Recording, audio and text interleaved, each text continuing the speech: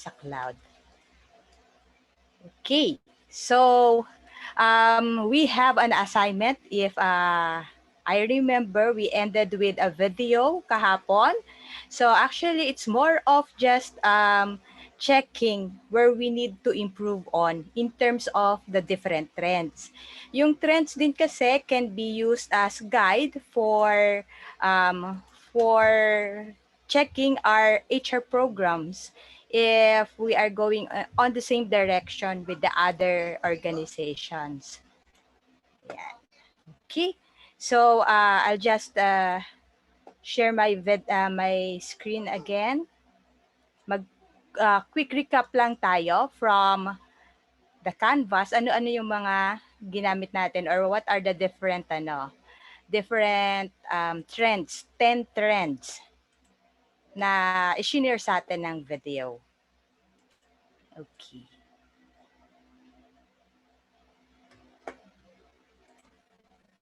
So if you've seen this, one is personalization, another is the trust issue, then development as a service, erosion of the employee experience. The fifth trend is no more paternalism. Then 6 is people analytics. Okay. And 7 is less is more. Okay. And 8 is big is beautiful. 9 is HR Innovation Labs. And 10 is HR is about people. So I hope you're able to read yung assignment natin, and think of anong areas kaya yung parang kailangan nating i-develop. So each one of you can share kahit one or two lang of the trends that you think you need to work on. If not this year, at least sa 2021. Would like to start sharing. Yan. Explain lang in words. It's not necessary if you have a PowerPoint or not. Pwede nyo ring i-share kung meron po tayong PowerPoint. Okay? Who'd like to start? Kahit per co-op lang tayo. Representative per co-op. Ayan.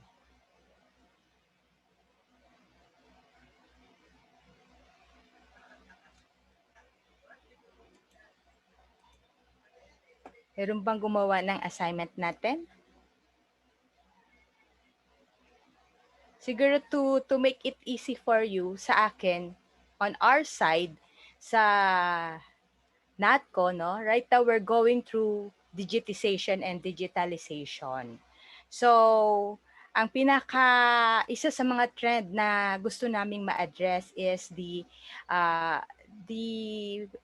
HR Innovation Labs. Okay, so what do we mean by this? Kasi right now, we have, kumbaga meron kaming mga kaya payment platform and we use it for the incentives of the employees, giving them the communication expenses, Wi-Fi support para doon sa mga work from home. But what we also need to work on is yung mga policies and procedures in terms of the telecommuting. Kasi we have to monitor the performance of each employee without sacrificing yung trust. Kasi di ba sa the trend number 2, trust issue, sometimes we tend to be more focused with the attendance of the employees when they are working sa office. But right now, we need to change our performance management criteria. We need to change it into output instead of yung mga usual na day-to-day reporting or operation. So right now, medyo somehow we're getting the hang of it. Meron kaming mga weekly reports or activity reports. For me, sa unit ko, I created a calendar na per day at least we record kung ano yung mga na-accomplish namin in a day para at least when we do our HRIS, may reference kami, and if we are asked kung ano yung activities ng aming unit, then we can easily justify what we had done or completed in a month or in the week, within the week. Okay, so would like to be next? Ayan. Nagkakahiyaan yata. Sige, you can open your microphone. Sige. Would like to speak first? I can see either Ma'am Riza or Ma'am Antoinette na smiling. Ayan. Sinong gustong mauna sa inyong dalawa? Sige, Ma'am Riza. Would you like to start? Ayan. Sige, ma'am. Um, Ako na lang. Hello, everyone. Good Ah, morning. sige, Hello. Ma'am Antoinette. Okay, Hello, sige, good Ma'am morning. Antoinette. Then next si Riza. Yes, ma'am. Okay, good morning. Yes, ma'am. Good morning. It's the same thing with NATCO, ma'am, no, that I chose HR Innovation Labs. The new normal to use different platforms, no, including Zoom, Canvas, Facebook, Twitter, etc. So, in this time of pandemic, usually this is the platform that we are using. And then for the HR also recently due to pandemic, no, um, that we are facing for this year. So uh, we are kind of introducing the flexible work arrangement, then how to do with it, then of course the policies should be intact, then and of course how to monitor the performance during those times that our employees are undergoing the um, flexible working arrangement. And of course digitalization, so we are also looking forward that we will be using the HRIS. Okay, now we are still processing with that. Then the DTR, that includes DTR, payroll, etc. So for the next, for 2021, so hopefully we have or we can implement HRIS. Okay. So that's part of the HR innovation so that our work in HR from slow and traditional to fast and innovative. Thank you, ma'am. Okay. Thank you. Thank you po, Ma'am Antoinette. Ayan. So, almost the same with what we are going through. Thank you po. Okay. So, next natin ay si Ma'am Riza. Ma'am Riza, can you share with us ano naman yung sa yung um, yes. challenge, as yung nakitang trend na aligned with your needs? In our cooperative, siguro yung trend na nakita ko na kailangan pa namin na ma-develop yung sa parang nakakagulat kasi we are only 17 employees but may type na groupings kaya napaka-important yung trust issue. And Mhm. sa ngayon, nagkakaroon pa rin kami ng mga parang grupo-grupo or something na kasi um, may mga issue, ayan, about issue doon and may nakikita ko rin, nagiging issue rin ngayon yung parang nawawalan na sila ng confidence na trust from the organization na hanggang kaya ba silang kaya ba nilang mag-survive kung magstay pa sila sa organization, yung mga employee. And yung pangalawa, yung sa development as a service, syempre sa pandemic ngayon, parang nagkakaroon din tayo ng yung pag-develop ng parang mas hindi pa kami nakakaano sa trend na makagawa kami ng mga bagong pamamaraan para about sa membership, about sa mga kumbaga hindi pa kami totally innovated sa about sa mga bagong dapat ginagawa ngayon. Yun. Okay. I think, Ma'am Riza, align din or parang at the same level, if hindi na-address yung trust issue, tendency is yung experience of employees, no? Erosion of employees' experience, maapektuhan yan in the long run. So, immediately sana ma-address yung concerns nga ng inyong organization. Ayan, Kasi okay. mostly kasi sa amin parang na ano yung seniority, parang 'pag matagal ka na masyado kang bossy.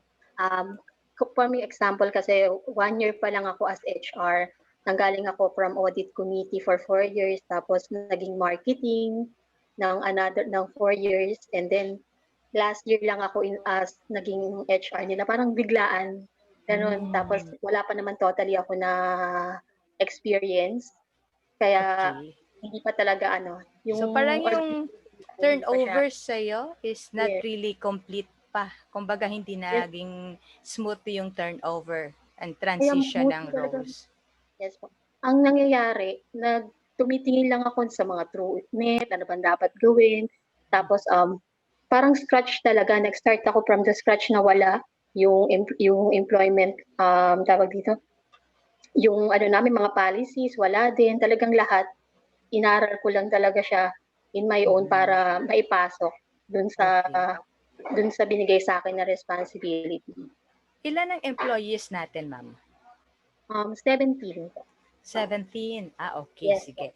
At ang manageable level pa naman yung numbers ng employees. So, it can easily be resolved. Right now, siguro, the reason why medyo mataas yung authority of our officers and medyo weak yung sa side ng ating general manager. One thing because, yun nga, siguro the delegation and the trust of the officers to the management team kailangan ma-improve yon. Kasi it's your organization still small, so you're still going through the process of organizational development at saka mga change management. Siguro what we can actually do there is you can plan, no? It will be a long process, pero at least we take steps. Maybe what you can do is we can plan programs, training programs for your employees, your management team, and your board of directors. Tamang-tama, we are now in the month of November. So November is a planning month for 2021. I-lay down mo na yung mga programs mo for 2021. Yan, ano yung mga trainings na ila-line up mo for your employees, management team, and the board of directors. Okay. Thank you, Ma'am Risa, for sharing, ha? Okay, Thank you po. so who'd like to be next?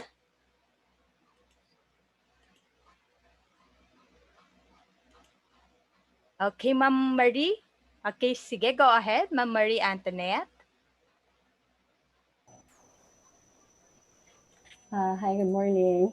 Hello, Ma'am Marie. Good morning. Uh, I don't know if I can share in behalf of a cooperative because I'm not really into the HR office of the our cooperative because I'm just part of the board.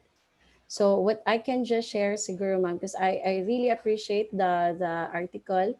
Yesterday, I was so engrossed reading it's with the author Tom Hack, and if you go to his the blogs that he has, you click one article to the other, you will really be engrossed with the HR experience.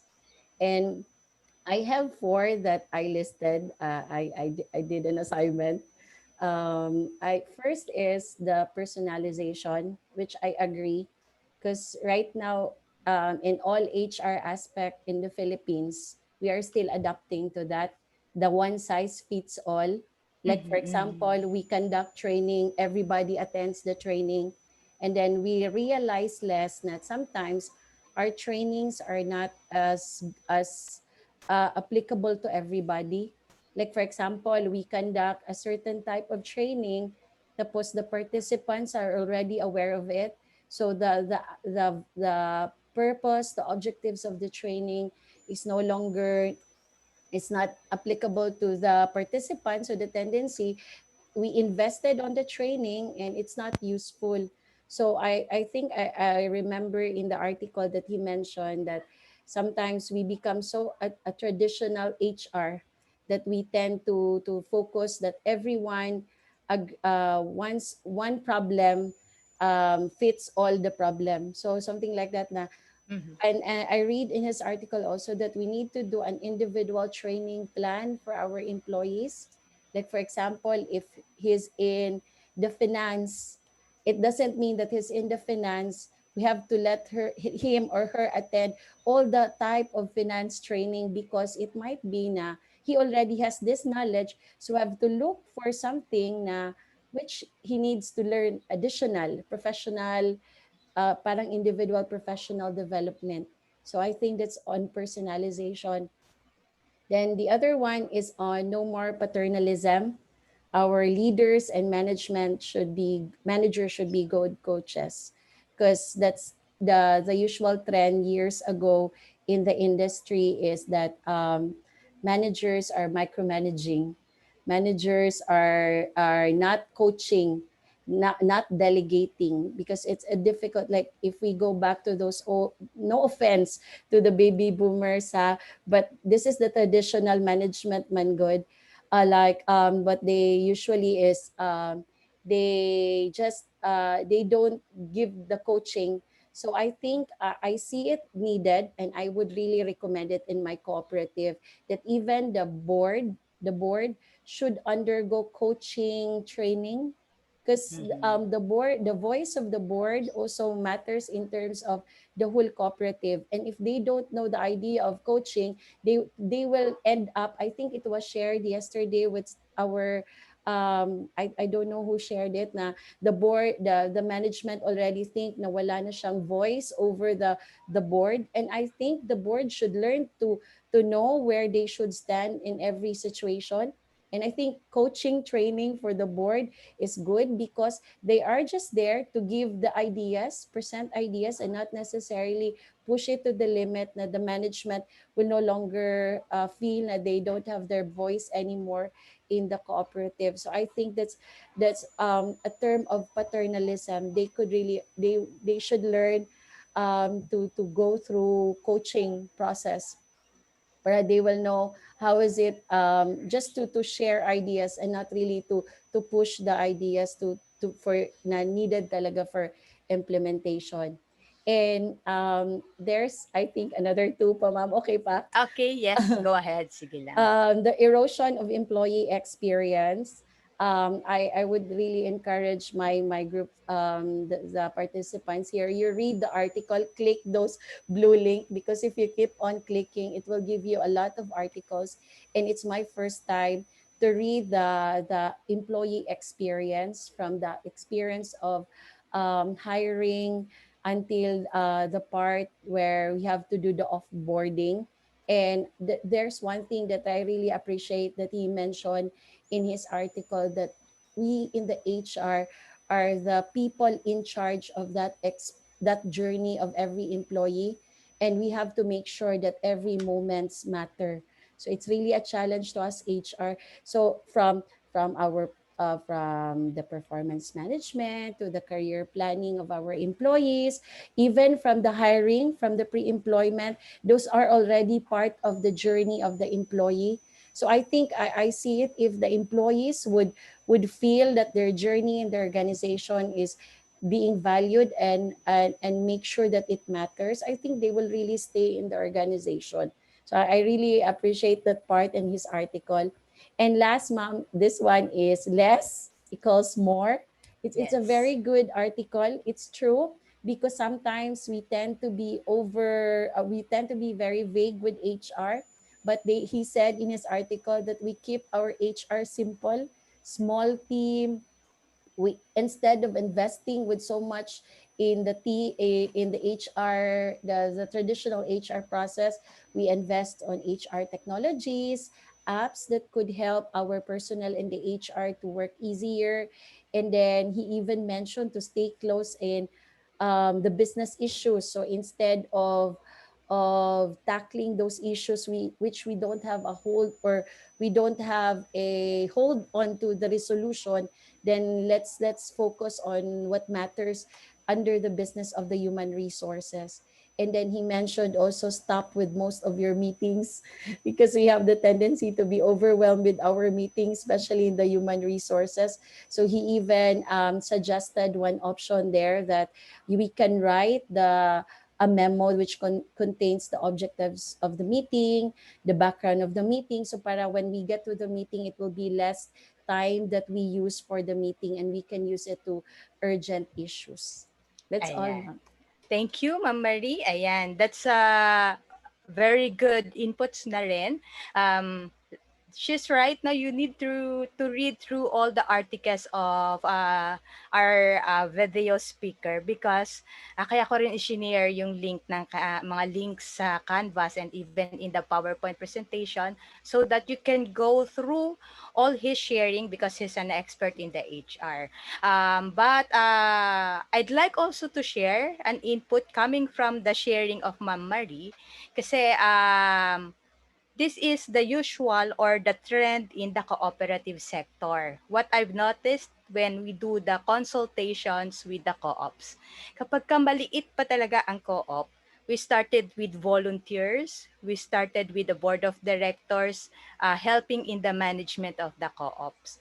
So ang kailangan nating ma-learn is when you are now growing, like in the case of Ms. Riza's cooperative, nasa 17 na yung employees and expanding na siya. What happens is the board should learn how to how to remove their hands on the operations. So dapat gradually mag hands off na sila and then put the trust on the management, no? Para naman nang sa gayon, they will be able to perform their roles sa organization, sa cooperative. Okay. So thank you, Ma'am Marie Antoinette. Okay. How should I call you? Marie or Ma'am Antoinette? What is your nickname ba? Para it'll be shorter. Tonet po, Tonet. Tonette. Okay. Thank you, Ma'am Tonette, for your inputs. Okay. So, isa pa palang na-notice ko, no? Anyway, I'll just write down yung mga points na nakukuha ko sa sharing nyo para I can do that later on after everybody finish sharing. Sige, who would like to be next? Ayan, I'm going to get a notebook na. Okay, who would like to be next?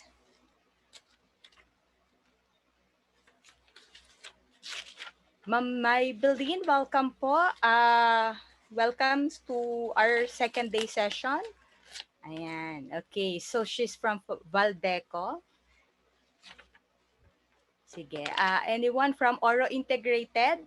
Para mabilis nating matapos ang ating assessment using the trends, the current HR trends.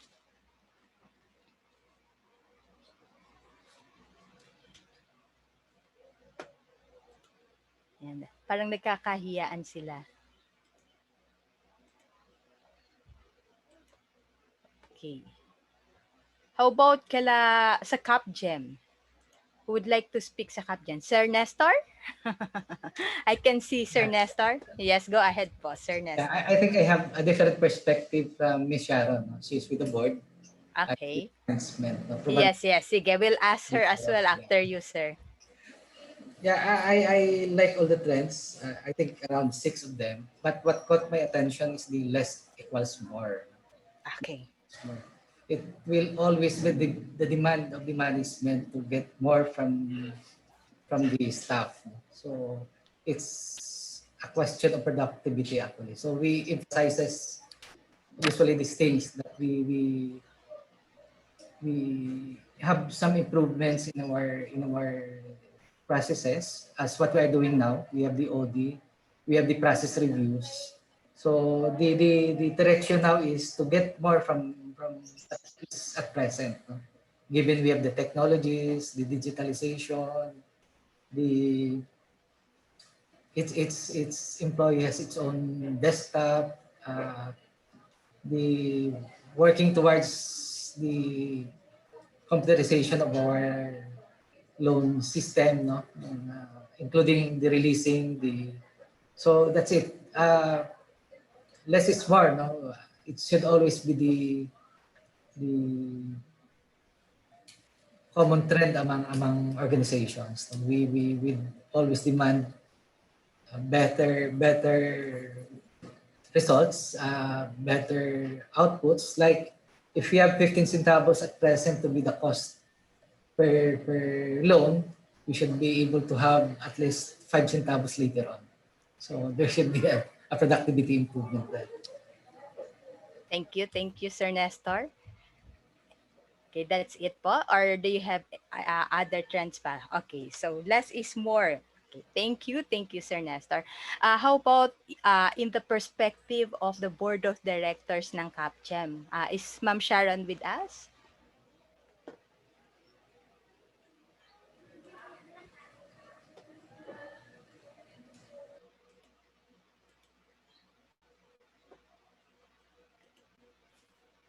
Ma'am, parang nalaglag po yata si Ma'am Sharon. Nagkaroon ng problema sa connection niya. Okay, sige. Sige, we'll go back with Ma'am Sharon later on. Sige, thank you. Sir Nestor, that is good, no? You're in the right direction because you're now focusing on, it's a more strategic Earlier, yeah. approach. Okay, sige, yes, please go ahead. Sige, go ahead po. Yeah, that's okay. Okay po. So actually, you're in the right direction, sir, kasi that's more strategic in approach. You're now focusing more on the outcome instead of focusing on the output. Okay, so that's very nice. At least you're now going through your processes.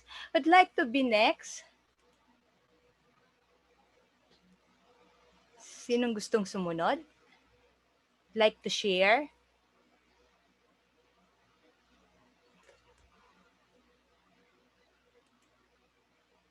Anyone from Oro? Siguro si Ma'am Leslie muna. Okay, Ma'am Leslie? Po? Yes, ma'am. Yes, yesterday after we had our webinar and I had the opportunity to be in a meeting with our CEO, and then we had a little discussion on what we have learned during our session, and he pointed out about um, the generational gap. Okay. And of course, there is this at this point in the organization, we have the older people being the one in the lead, and then we have the younger generation who are uh, at the ground level, and then there is this difference in perspectives. So there is that thing that we have to address and to adapt to, and then there is the evolution of um, technological advancements like that, which we have to adapt to also. And then used to be that we say and then they do. But this time we have to listen to them so that we can do, because of this thing that sometimes we think that we are the ones better, but if we listen to them, there's a lot of things that they could contribute to the organization. So it's a lot of it could not be just one specific trend. It is a combination of all those trends that you have to look into, um, making it into a dynamic thing that could work for the organization. That's Okay. all. Thank you. Thank you, Ma'am Leslie. Okay, so that's right, no? It covers even the personalization, paternalism, the HR technologies. Yeah, marami siyang madadaanan talaga. Okay, Ma'am Sharon, I can see Ma'am Sharon. Ma'am Sharon, how about in your perspective, being an officer of a cooperative? Um, Yes po, good okay. morning. Good morning. Isang trend lang I think, well, the rest was discussed by Sir Nestor, no? But on the point of view of board of directors, I think, I don't know if it could qualify sa no more paternalism. Kasi, um, aside, yung nakalagay doon sa statement na binasa is the managers are not really good coaches daw. Pero what we do in our cooperative, there are available trainings for the staff. We really recommend them to attend. And aside from that, meron silang, the management observed this reshuffling of, ang tawag doon, I don't know the right terming nila, yung mga tao, nire-assign sila sa ibang Okay. mga positions. Pero not necessarily na hindi talaga isang category. Like for example, yung cashier, pwede siyang at the same time, if the teller could either be yung anong tawag doon, Rotation, ma'am? the Nagro-rotation? same category sila for different assignment, pero related din sa financial na mga work.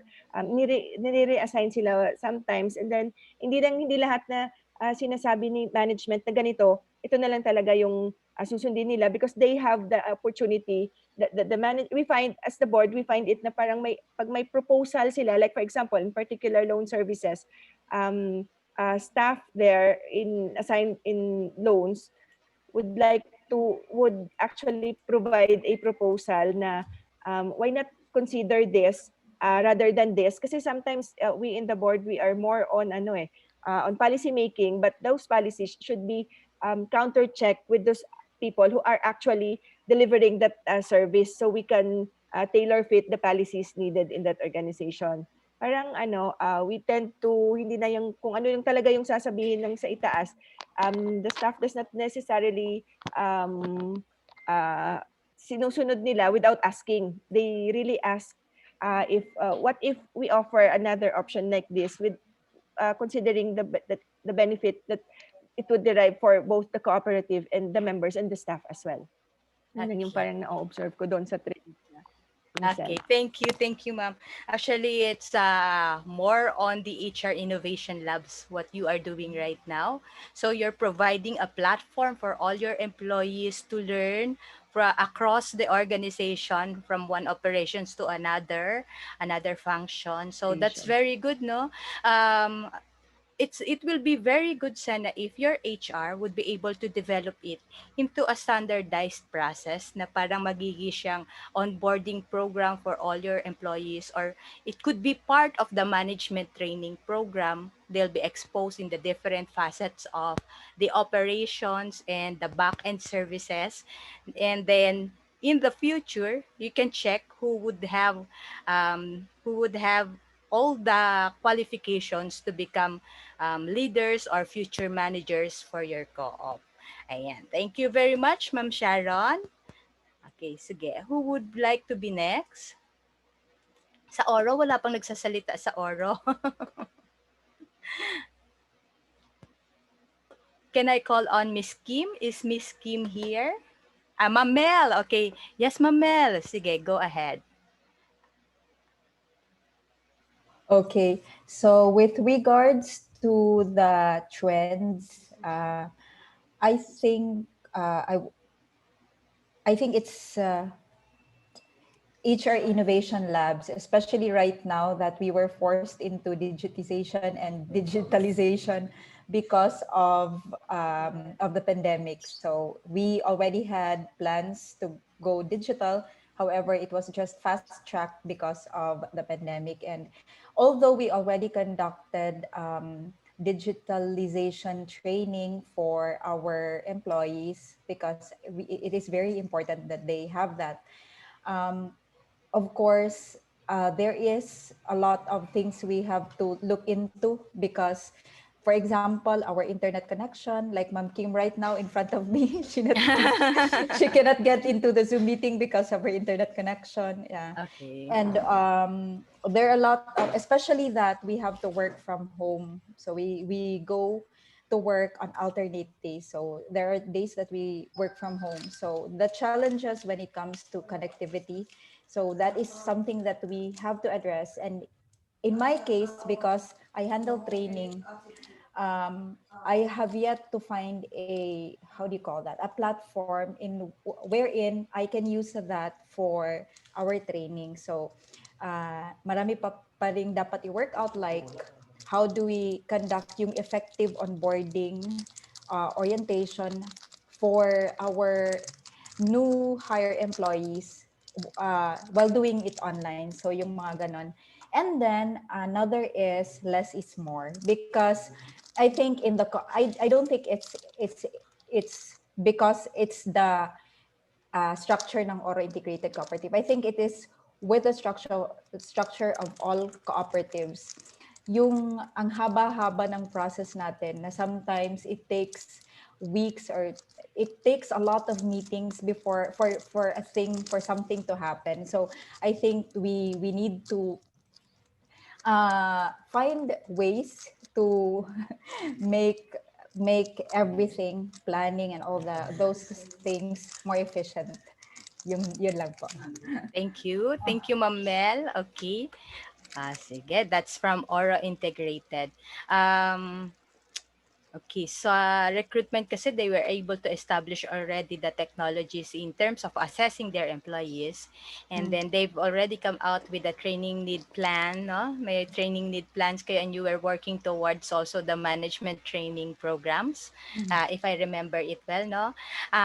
Okay, so with regards to the technologies, there are several platforms online na available, but you need to really see what would work for you. Tama ka, ang ating Correct. challenge right now, not only for you, but also for us here in Metro Manila, yung infrastructure talaga natin. I think that is one area that the government should improve on. Kasi when I went to Singapore, to Japan, and South Korea, very fast ang kanilang internet. It's available to everybody and then very stable. In our setup here in the Philippines, we can only work on by having like kailangan meron kang backup na smart. Kailangan may backup kang smart o kaya naman may globe na nakaantabay data so that you will not fall from the meeting, so di kaya naman makabalik ka kaagad sa meeting. So what we do, just to share, Ma'am Mel, no, a tip. Okay, just in case you're doing some training via Zoom or Google Meet, tapos bigla kang nawala, the backup is that you have a cell phone and you ask somebody who is online. Dapat kasi tatlo kayo on training. Meron kang admin, meron kang host, and then you as the speaker. You need to be patched on the laptop. Yung kahit call lang, tawag sa call, then nakapatch lang sa speaker, and then somebody would be turning your PowerPoint. Kaya planning lang muna. 2 days, 3 days ahead of time, dapat sinishare na natin yung ating PowerPoint so that they can do it for you. In your absence, sila na yung press ng para sa presentation of your presentation for the talk. Ayan, okay. So, just some key parang tips lang. Okay, thank you very much. Baka may gustong idagdag si Ma'am Pipet. I can see she's online. Is she busy? Okay. How about, sino pang co-op ang hindi ko natatawag? How about Valdeco? Ma'am Maybelline, what we are doing right now is we are sharing ano yung mga specific trends na kailangang i-address ng ating co-op in terms of HR trends. Okay. Nakita ko nag-open pala ng microphone. Ayan, okay. Sige, Ma'am Maybelline. Hello po, good morning po. Good morning. Si Miss Lay po kasi kahapon yung umattend, pero at least pinanood ko naman po ng yung video po. Well, for me po, as an HR, yung sa trend po is HR is for people. Kasi for the past few years, before company po na napasukan ko, HR is more focused on the management alone. Parang HR is for management lang, yung mga previous company ko. Pero nung pumasok ako dito sa Valdeco, isitate na yung HR namin is for people. Parang si HR yung nag-bridge between the management and the employee. Hindi lang si management alone. So yun po yung isa sa mga nakita ko. Then HR Innovation Lab, ma'am. Kasi as an HR, I'm an HR officer po kasi. Pero ang pinaka-head po namin is si Miss Leah Sebastian sa HR department. Then Okay. bago pa lang po kasi ako sa HR. So wala din akong background sa HR because hindi naman po ako HR graduate. Nagkaroon lang po kami ng rotation po ng mga employee. And nakita ko din po yung nakagandahan kasi even though hindi ako HR graduate, maraming na-input na insight sa akin si Valdeco about HR. So balik po tayo dun sa HR Innovation Lab. Ngayon po, ang ginagawa po ni Valdeco, before po kasi ang payslip namin is yung piniprint talaga, yung nagdi-distribute kami sa mga employee ng payslip. Pero as nagkaroon nga po ng pandemic, nag-isip po kami ng pamamaraan kung paano po may iwasan o at least maging contributor po tayo pagpasa-pasa sa virus. Ang ginawa po namin is ano nga po kami sa payroll system namin, meron naman pala doon na pwede mo siyang i-send through email. So mas napapadali yung pagbibigay ng mga empleyado ng leave form, yung mga forms po nila, mas madali sa amin. Paperless ba, kumbaga po. Hindi na po namin mapapasa-pasa yung papel. So isa din siya sa ginawa ni ng HR namin para mas at least yung ano nga po sa virus is maiwasan. And mas mapadali na din po yung pagkuha ng mga leave form and yung mga anong tawag dito, payslip ng mga empleyado. On time po. Then, big is beautiful po. Isa siya sa mga trends na nakita ko kasi si Valdeco kasi we are aiming to be a billionaire 5 years. Isa po siya sa ano namin, sa target po namin. So, para po sa akin, mas malaki po ang ambag ng HR ng HR department sa pagkakaroon po ay sa pag-hit po ng target po namin na maging billionaireship. Kasi I believe po, naniniwala po ako na yung mga empleyado is yung susi, isa sa mga susi kung paano po namin makakamit yung billionaireship. So, yun nga po, kailangan po namin, nakikita ko po, kailangan po namin ng mga trainings na ibigay sa mga empleyado po namin and yung mga pag-aralan pa po yung mga benefits. Kasi naniniwala po ako na if yung employee is masaya, hindi sa masaya dito sa trabaho, sa pinapasukan niyang company, mas magiging productive siya. Tsaka mas makakapagbigay siya ng more sa company. Hindi lang naman sa benefits. Yung mga nga po, yung na sinabi ko, more on training, benefits ng mga empleyado, yung parang maipadama mo ba sa kanila na ano sila, bahagi sila nung organization. And we see to it po, lagi pong inaano sa amin ni manager yan, na yung billionaireship po na ini-aim po namin, bawat isa po sa amin is malaki po yung ambag.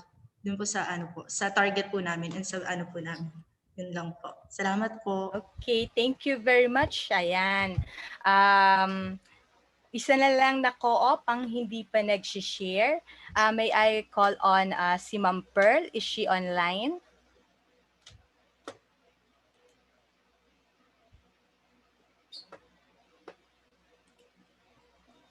Ma'am, si Ma'am Pearl po, parang malilate siya kasi may ISO audit daw po sila. Okay, sige. Oo nga. ISO month ngayon. Okay, sige. Thank you very much for all your sharing. As it appears, karamihan sa atin are gearing towards the digitalizations and digitization. And another thing is yung personalization ng ating mga HR. We kept on repeating na there's a specific training appropriate to our employees, no? Pero we need to conduct not only training need analysis, but a one-on-one interview with our employees so that we can come out with a career path for everybody. Then another thing is yung style of management is changing. Nag-iiba na. If you noticed before, ang management is paternalistic o di naman kaya management has a say in everything. But now, even the employees have an input on how an organization should be managed. And this is very evident sa co-op. Ang isa lang na gusto ko pang idagdag na medyo challenge sa atin sa HR is like yung mga software, right? Yung mga HRIS. These are costly investment. So, pero it pays kapag meron tayong HRIS or meron tayong mga software because it will actually minimize yung mga desk work natin and then we can maximize the capacity and capabilities of our people. Kasi hindi na, less na yung sa desk work, more on the development activities ng ating co-op. Okay, so with that, thank you for your sharing of your assignments. We'll now proceed with our topic for today. Okay, as I mentioned yesterday, today's topic would be more on HR planning. Yung mga minention nating mga assignments are inputs para siyang SWOT analysis, identifying where we need to work on para sa ating HR plan for 2021 and the coming years. So we'll also discuss the two first are the recruitment or the recruiting and routing, and how we can come out with a competency-based model, yung career matrix. I'll be sharing with you the tools that we used in doing the career path planning for the different cooperatives. Ayan. So, this would be our topic for today. So, let me start with HR planning. Our objective is to come out with programs and come out with activities that would fit our HR resource. We start with profiling muna. Let's start to profile our employees. Let's start to profile our organization, just what CapGen is doing right now. No, they are working on profiling their workforce so that they can come out with an organizational structure that is fit for what they wanted to accomplish or achieve. And then we'll also be looking into how we are going to write down the activities and programs and what are the resources needed so that we'll be able to deliver what is needed to do to accomplish the targets or to accomplish the outcome that we desire. Okay, so with that, yan. So this is our target with regards to um, employee identification, or in the selection, employee selection. What we need to emphasize on is one, um, there's different needs of our members. So we need to come out with the right programs specific to the needs of our workforce, of our people.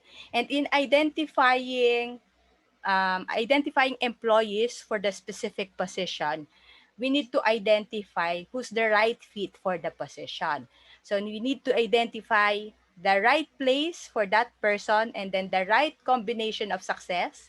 What are the different competencies, knowledge, and skills required?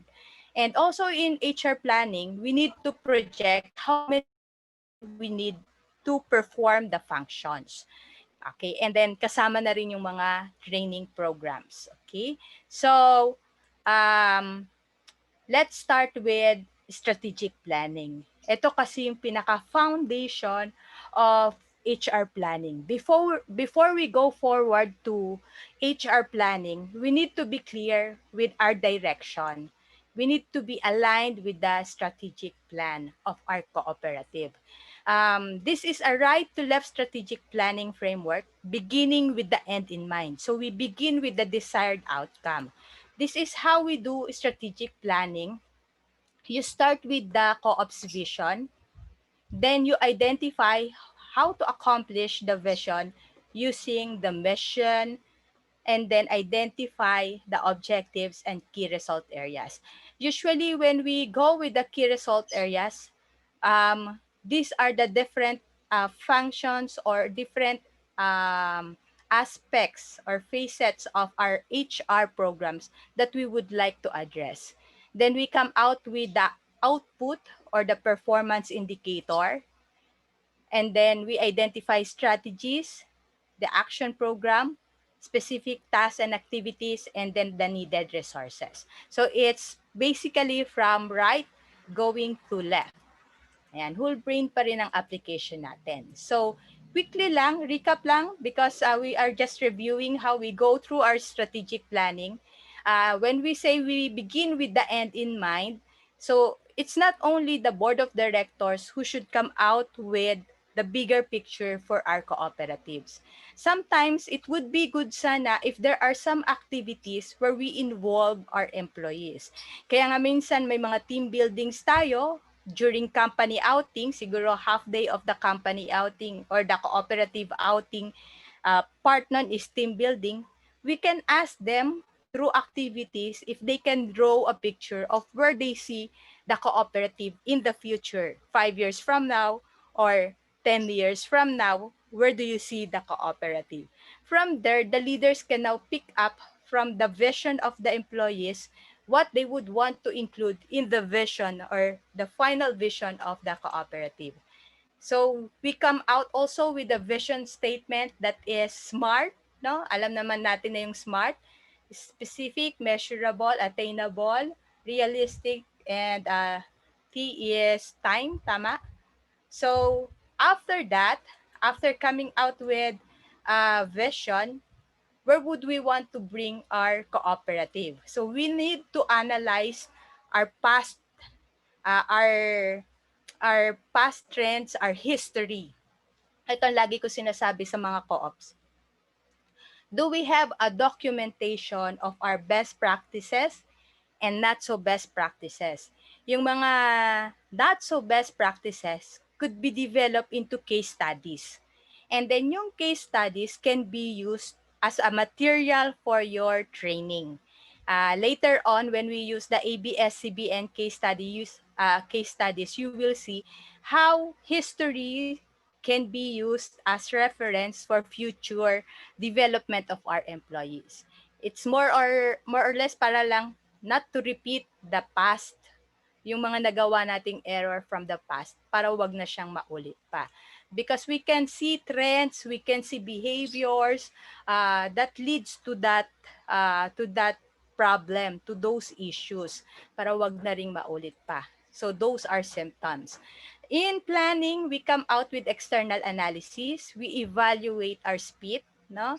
Yung ating political environment, social environment, ecological environment, economic environment, and technological environment. So that's how we do yung external analysis. What we look for sa external analysis is the opportunities and the threats. Kaya kanina, we've discussed much about the trends because we are able to see what would be the opportunities outside the organization that we can bring into our cooperative, and then what would be the threats that would actually hamper the accomplishment of our goals. So we look even into the government policies and regulations. Right now, ang CDA is under the Department of Trade Trade and Industries, DTI. And ang worry ko is yung not only the taxation, because paying the tax is like helping our country, no, to come out with programs and projects that would help the people. But ang worry ko is, will the same regulations that is being used for banks, would it be the same that will be used for the cooperatives? So yun yung medyo mini-mitigate natin. Yun yung tinatry natin na wag mangyari. That's why we try to have a voice in the politics or in the government, and we try to join yung mga political activities through our parties, no? That's one reason we wanted to maintain the voice of the cooperatives. And then we look also into the industry. Since we are competing, or we are playing in the financial industries, ang competitors natin in terms of not only for the clients or the members, competitors din natin sila in terms of recruitment or getting the right people. Sometimes nagiging training ground tayo ng mga cooperatives, and when they got an exposure already in the financial industries, they will apply to bigger banks. Okay? So we need to profile the co-ops in general, the small, medium, and large cooperatives.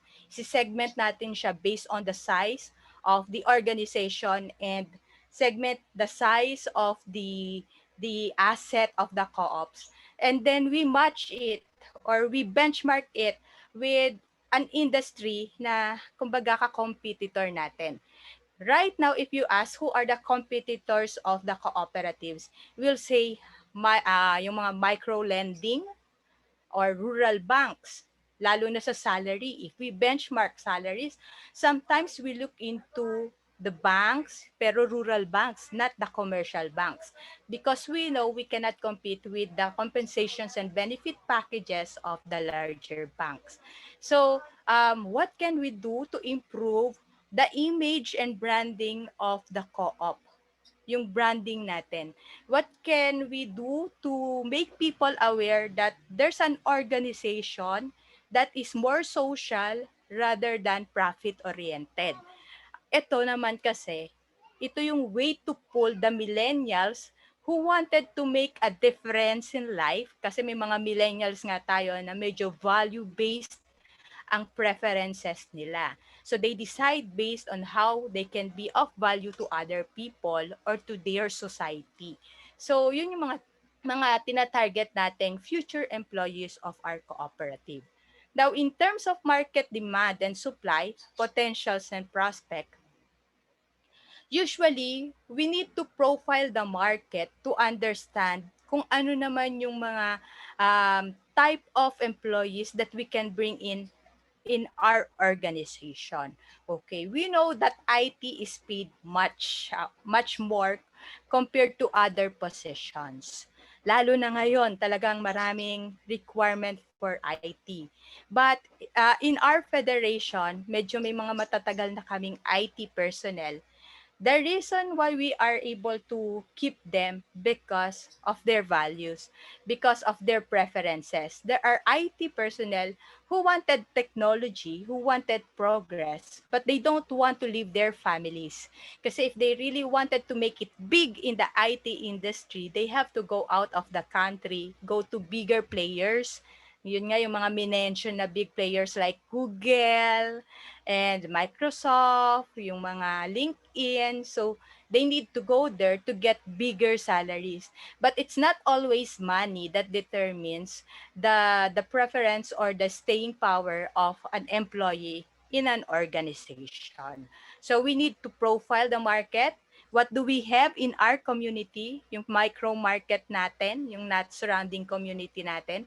And then, if we are going to hire employees, sometimes we ask yung mga relatives ng members natin. But right now kasi, ang major preference ng mga new graduates is working for social enterprises, working for big corporations, working for banks. Kaya ang tendency na uubos, na dedeplete yung pool, yung ating recruitment pool. We can go after the social enterprises, lalo na if we emphasize about the social values that we try to accomplish in the cooperative sector. So, kailangan talaga ng awareness, program awareness para sa co-op. Okay, so with the external analysis, nakita natin yung opportunities and threats for our co-op. Then we go into internal analysis. We need to profile our resources. We need to look into the performance of our employees, compare the activities or the performance of the employees against the desired objectives, against the targets, no, the goals.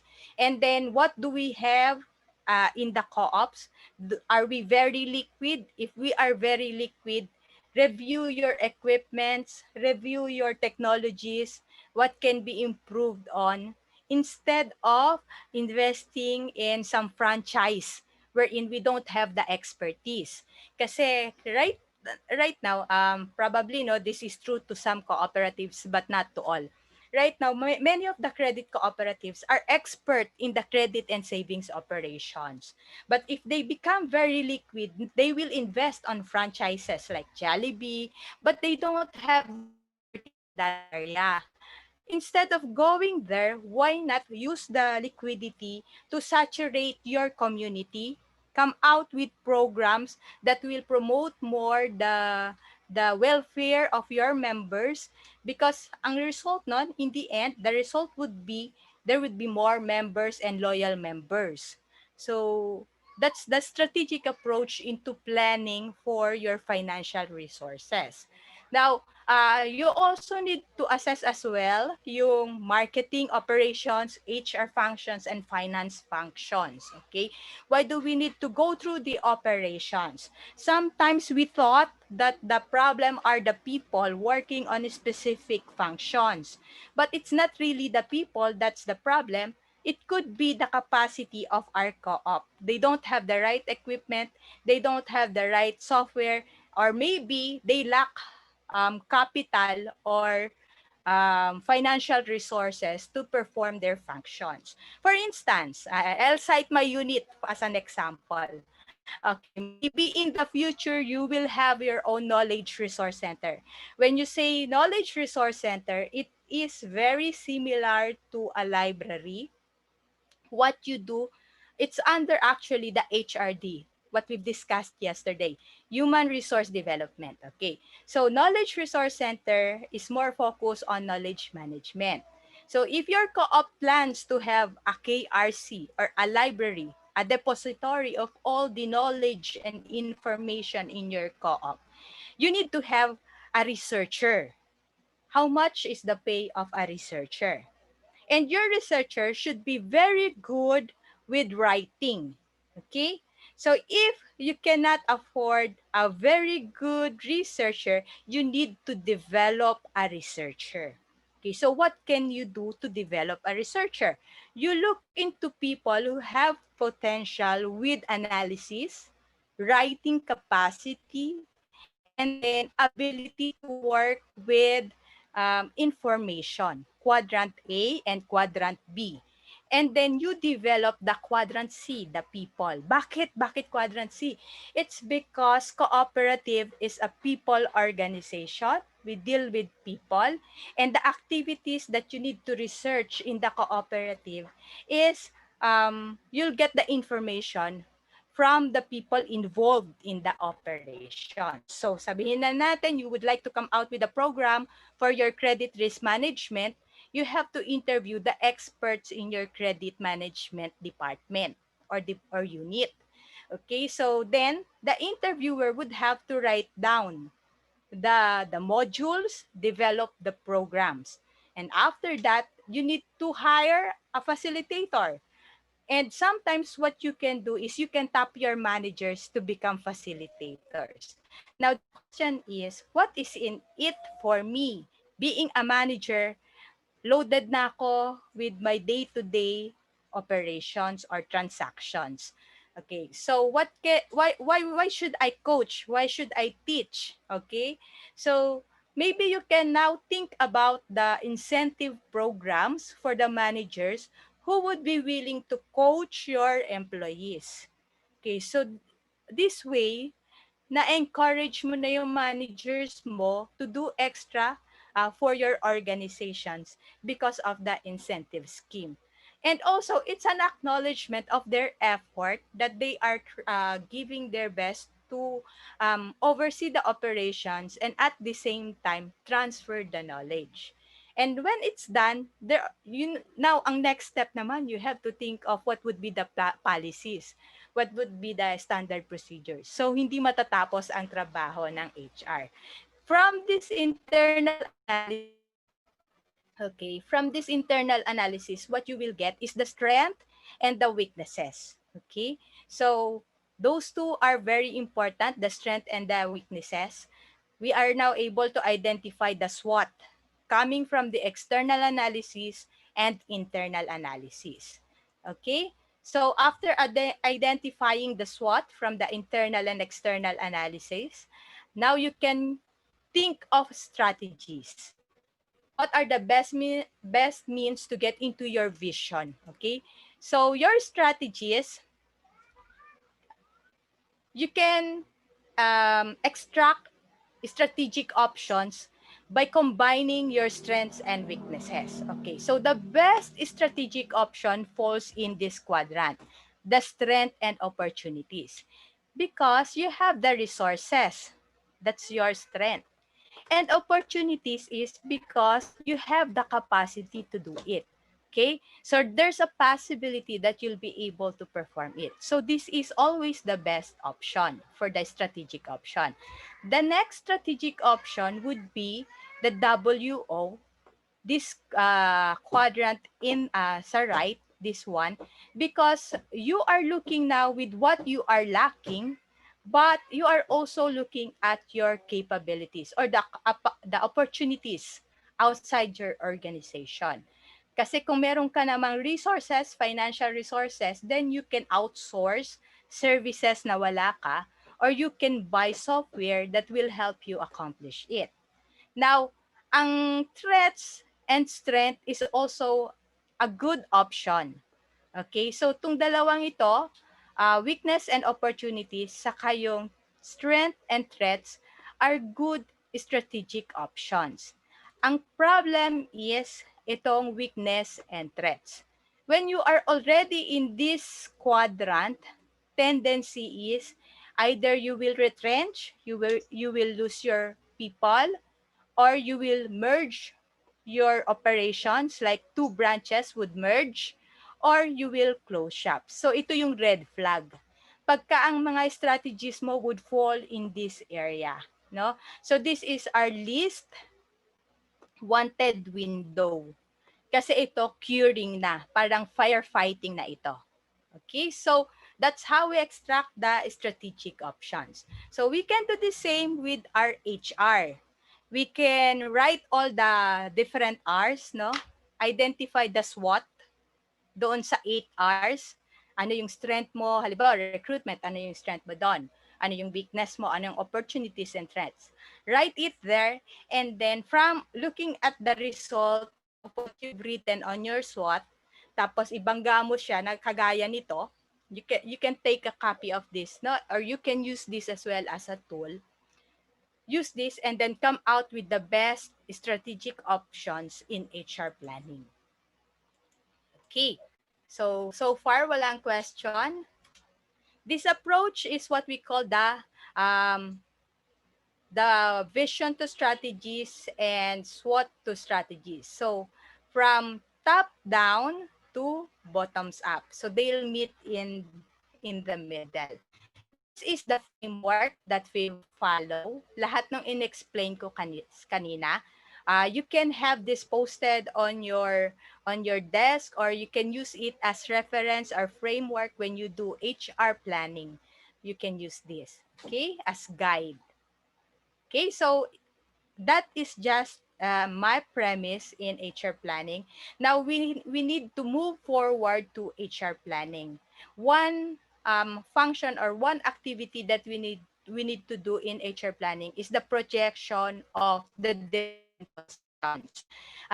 Part ito ng organizational designing or organizational structure design.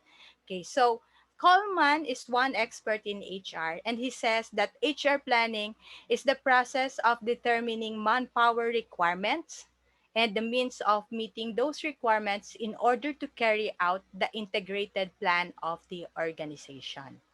So, part of the HR planning, you'll have to see the future, to forecast where your co-op or where the industry is going. So it's more of forecasting the trend of the industry of the financial sector. Saan ba papunta? And to do that, you have to be updated with the news. What's happening in our current economy? Ano ang impact ni Biden now that he replaced Trump sa ating financial industry? Ano ngayon ang impact ng COVID with the operations of the cooperatives? So you ask those questions. What would be the impact? Like, do you think we'll have the vaccine by 2021? Immediately, balik na kagad tayo sa face-to-face operations. I think it's already part of our day-to-day life na. Even if there's a vaccine, nandyan na talaga si COVID. Kaya telecommuting will also become a regular part of the workforce natin, how we are going to do our services.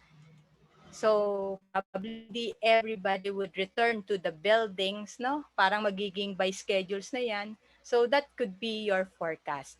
And then, in HR planning, you need to do an inventory, your current workforce, and then assess them, okay, where they would be fit. Now, the problem with the case of Tao Cooperative is probably you don't have an assessment or inventory of the profiles of all your employees. Kasi what happened is you just pulled out from marketing and placed that person in the operations. But if you have a profile of all your employees, hindi mo ngayon ki-questionin yung decision na hindi fit yung marketing personnel for the operational post. Kasi nga na profile mo na sila. Alam mo na ngayon kung sino sa kanila yung fit for the position, and then HR can readily recommend this person to specific positions. Yun yung role natin kasi we as HR, we don't have a say sino yung i-hire natin talaga. We're more into recommending or giving the informations and data, the profile of the candidates for specific positions. Ang decision in hiring and firing talaga lies in the shoulder of the general manager or the CEO. And if that is the case, what you can do is make sure that you have all the available information pertaining to your candidates to justify that the person that you are recommending is really fit for the position. Okay? So, another part of HR planning activities is the anticipating manpower problems. Okay? Kapag ka may bagong kasal, ano ang anticipation natin? Magbubuntis yan. So, kapag ka nabuntis yan, 1 year from now, or probably baka kinasal dahil buntis na, ano ang kailangan na ready sa'yo? Dapat ready yung iyong backup na personnel. Okay, so meron ba tayong program on, kumbaga, replenishing yung mga vacancies? Sometimes what we do, we hire from outside. Siya yung gagawin natin na parang temporary, no, na employees. And then later on, we found out na yung inilagay nating temporary employee for the vacant position is very fit for the position, then we will lose the talent. Okay?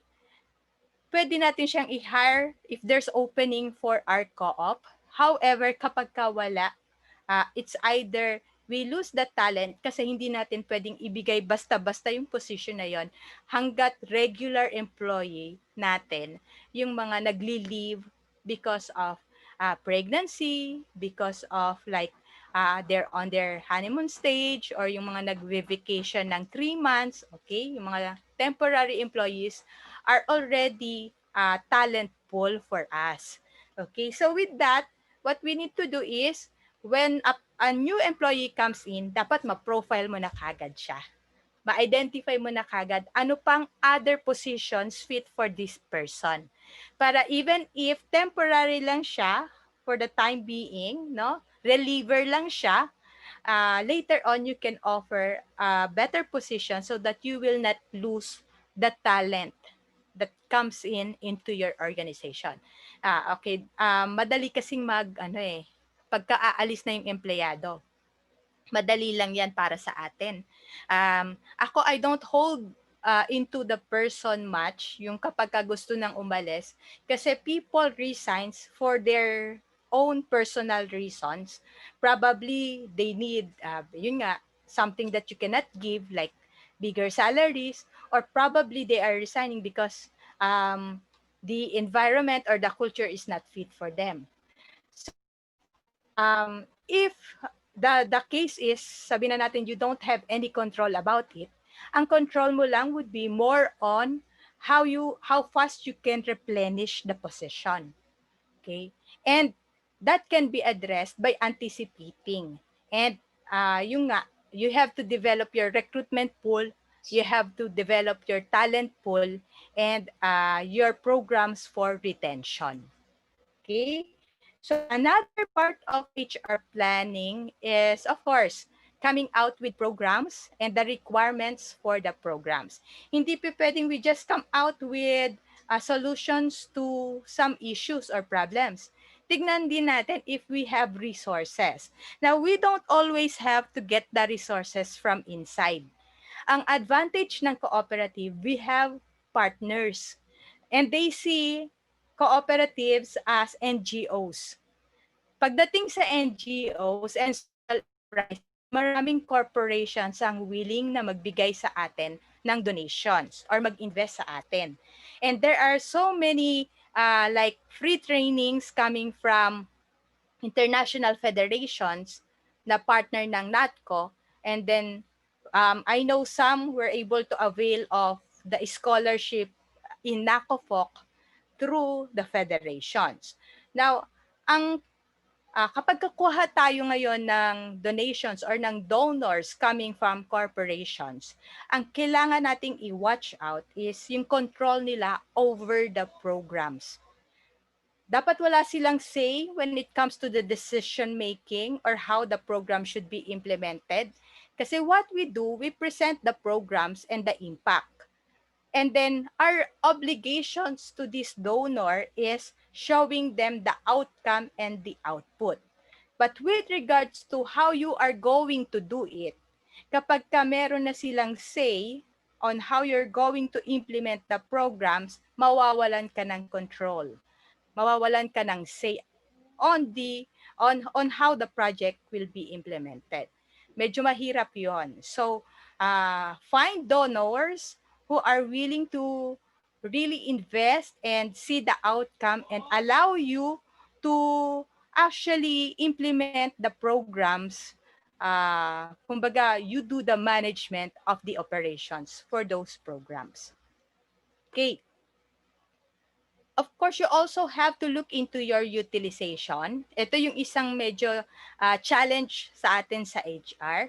Kapag we budgeted some finances for specific programs or training, tapos hindi natin na-utilize, the following year, are we going to add 10% additional budget for that specific item like trainings, or are we going to refer to the budget that we utilized? Minsan kasi kaka-cost cutting natin, ang impact nito doon sa ating plan for 2021, hindi tayo makapag-increase ng request for budget. Whereas you have to consider as well yung inflationary rate, 'di ba? Sometimes tataas na yung cost ng mga programs, tataas na yung cost ng mga equipments. So we have to consider as well yung inflationary rate and then the utilization. So yun yung mga ilan sa mga kailangan nating i-consider. Ayan. Am I going too fast? Okay. So, let's pause here sa objectives of HR planning. Let's have a stretch break and a quick break of 10 minutes, and then we'll resume our presentation. If you don't have any questions at this moment, we can proceed with the break, or we can allot 5 minutes for the question and answer for what we've discussed for the activities before we proceed with the presentation. So far, walang question? None? Okay, sige. Let's have a 10-minute stretch break so that we can actually stand for a while and have a coffee break if you need to. And then let's come back at time check, 10:02. Let's come back ng 10:12. 10 minutes only.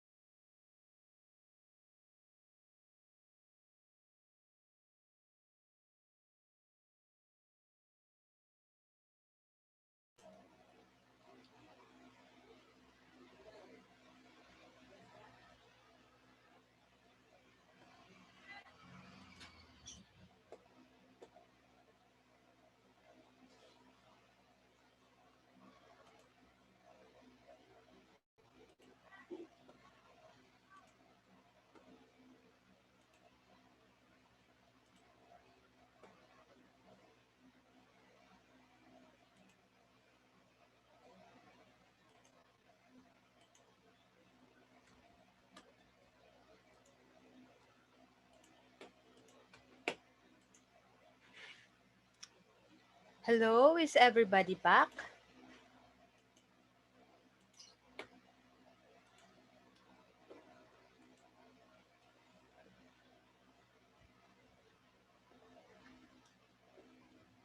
Okay, so maybe we can resume. Okay, tuloy lang natin. So, this is where we left. We've left with the objectives of HR planning. It's already part of the business planning naman, but how well do we do our HR planning and how well do we integrate it with our business plan? Yun yung isa sa mga concerns natin. So we've gone through the different activities involved in HR planning. Now we'll go forward to the specifics.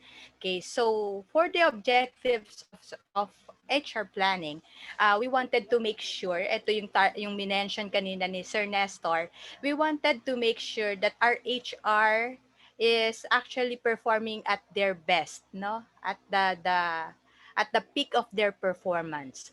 And also, we want to balance the distribution and allocation of HR so that there would be no overlapping functions or we are lacking some positions. But when you look at your existing manpower resource, there are some who are doing less compared to those people who are staying overtime. Another is we want to assess and forecast the future skill requirements that would be needed by our organizations. Before, the minimum requirements for co-op is that they have the ability to understand numbers, yung mga processing ng addition and subtraction, and then being abreast with the cooperative activities or the credit and savings, being well informed in the financial sector. Yun yung minimum requirement natin. But now we have to add the competency on ability to use the technology. Like the platform for social marketing are the social uh, the like FB links, LinkedIn, the use of Instagram, and the trend right now, the TikTok, no, and also being able to use and maximize the use of the World Wide Web in terms of gathering information and researches. Skill din kasi yung paggamit ng mga valid resources online. You should also have the skill to curate what data and information you are going to use for your organization or for your ready reference. Not everything in the internet or in the World Wide Web are valid resources for your researches. Another is to provide control measure to ensure availability of necessary resources when required. Okay, so the coming in and coming out of our bank or our fund, no, that's why what we do every month, we lay down what would be the expenses, and then when do you need the budget for the activities. Although it's a function of the finance, but you as the end user of the fund, you should also know if there's already a ready resource or financial resource to implement or to purchase the equipments or softwares that you need in case you will have to implement what has been planned for 2021 or the following years. Now, you also have to plan to control the cost aspect of human resource, and then you also have to schedule the movement of your employees. May timing din kasi when it comes to promotion or transferring. Okay, so let's say for this year, some of our activities or programs has been hampered. Like if you have planned to increase the salaries of the employees for 2019, I don't think it will materialize because of the situation. So the next thing you'd have to plan is, will you schedule it by 2021? Do you think you have enough resources to implement it by 2021? If not, what would be your parang other incentives if the employees already expected the salary increases? maybe a very well good a very good communication with your employees will help solve that issues or that concern.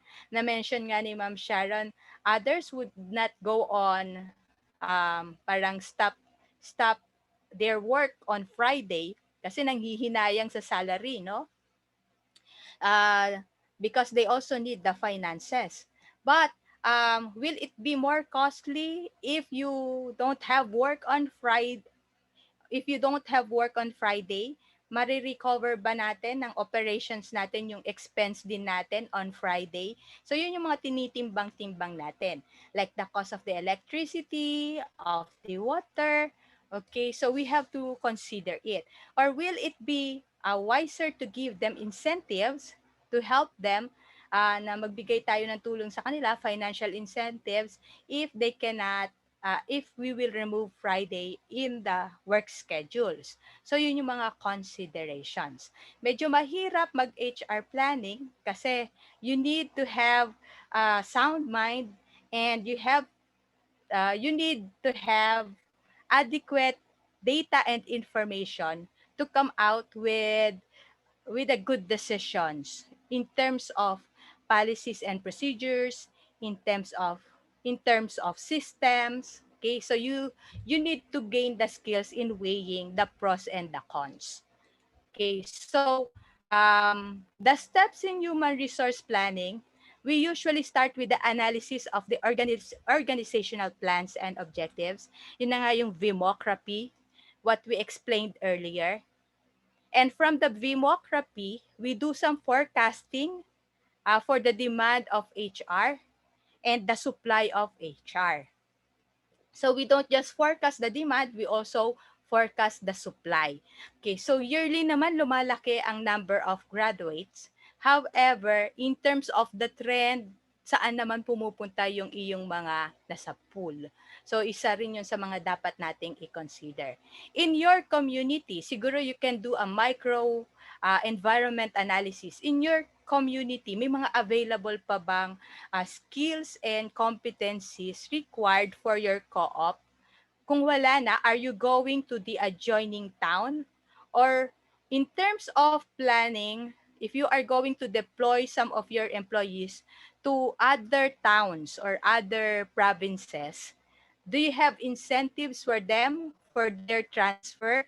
Others, they come out with a program that they'll have an accommodation allowance or an accommodation, a house for their staff. However, how about the schedule of going back to their families? Are they going to bring the families with them? Kaya ba nating ibigay yung needs ng ating employees? So sometimes you have to come out with these programs so as to retain your employees and accomplish yung goal natin. Then estimating manpower gaps, if we are going to expansions, additional personnel ba, or are we going to use our existing resources? When can we say we open a branch? Branch ba talaga kagad or satellite offices muna? What can we do with our existing manpower? And then matching the demand and the supply. When you go to one locations for specific transactions, how many transactions will occur in that place or in that office, in that branch. Okay, so you have also to observe it and then see if your existing manpower resource are adequate to actually meet the demand for the services of your branch. Okay, so those are the steps in HR planning. And the first one is the vimocracy. And the these two steps, second and third steps, are involved in recruitment. And then the fourth step is more of a job evaluation activity. And then the fifth step is more on talent management. Okay?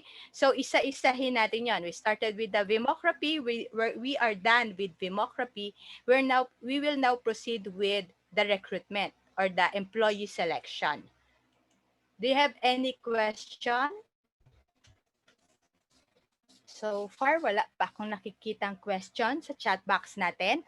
So, this one, ito yung medyo common sa atin ngayon. Kaya ito yung kinuha kong example of a case, no? Just to demonstrate the need for employee selection. So let's look into this video of digitalization. Let me know if you would be able to hear the sound. If not, I'll just share it again. Baka kasi hindi naka-on yung speaker.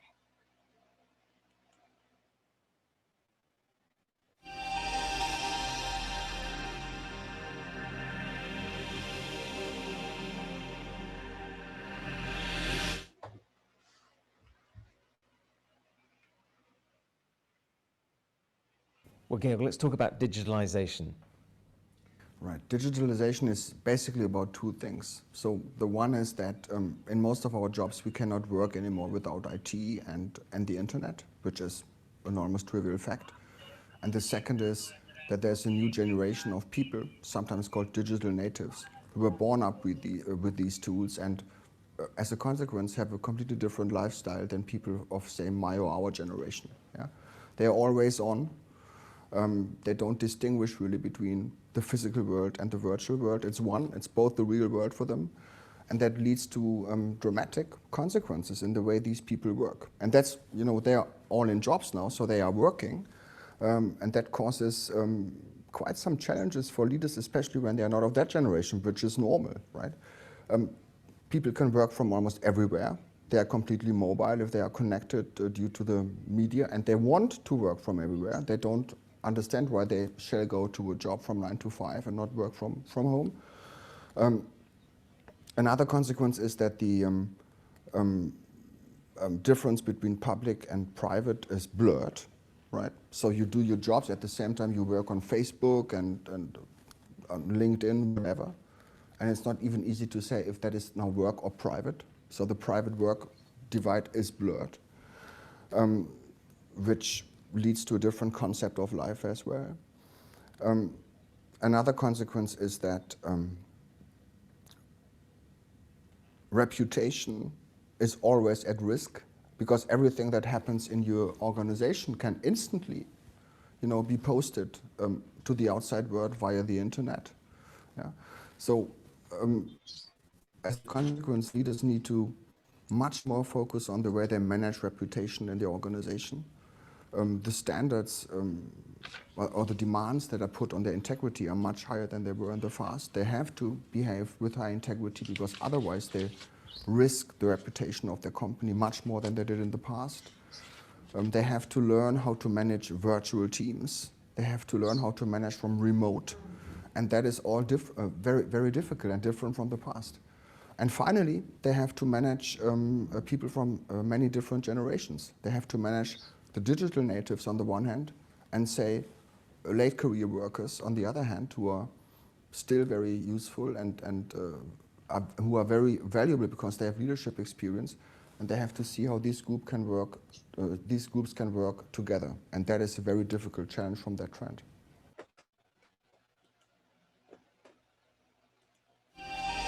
Okay. So, napanood ba ng maayos? Nakita ba natin ng maayos yung video? Thank you, Sir Cliff. Ayan. Sir Cliff, what captured you most? Kung baga, ano yung medyo nagkaroon ng impact sa'yo from the video? If you can sana unmute your microphone or type in, ano yung parang nag-mark in sa'yo?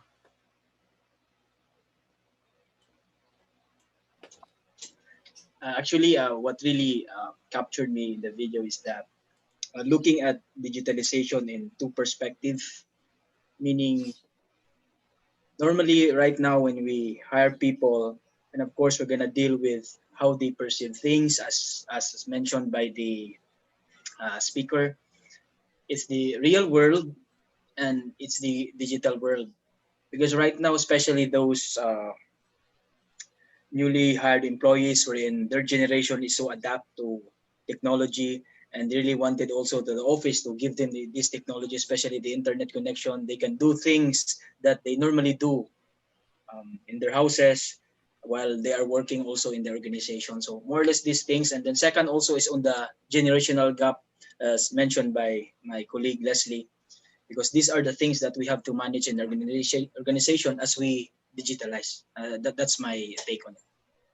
Thank you, Sir Cliff. Ayan. Okay. So, that's good, no? Magandang input talaga yung shinare din ni Sir Cliff sa atin. The real world and the digital world, how our employees perceive it. Okay. How about the others? Siguro mga dalawa lang. Who would like to share? What captured you?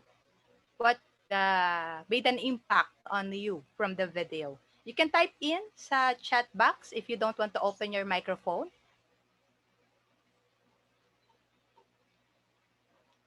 para we can see the perspective of the other participants para hindi lang yung perspective ko.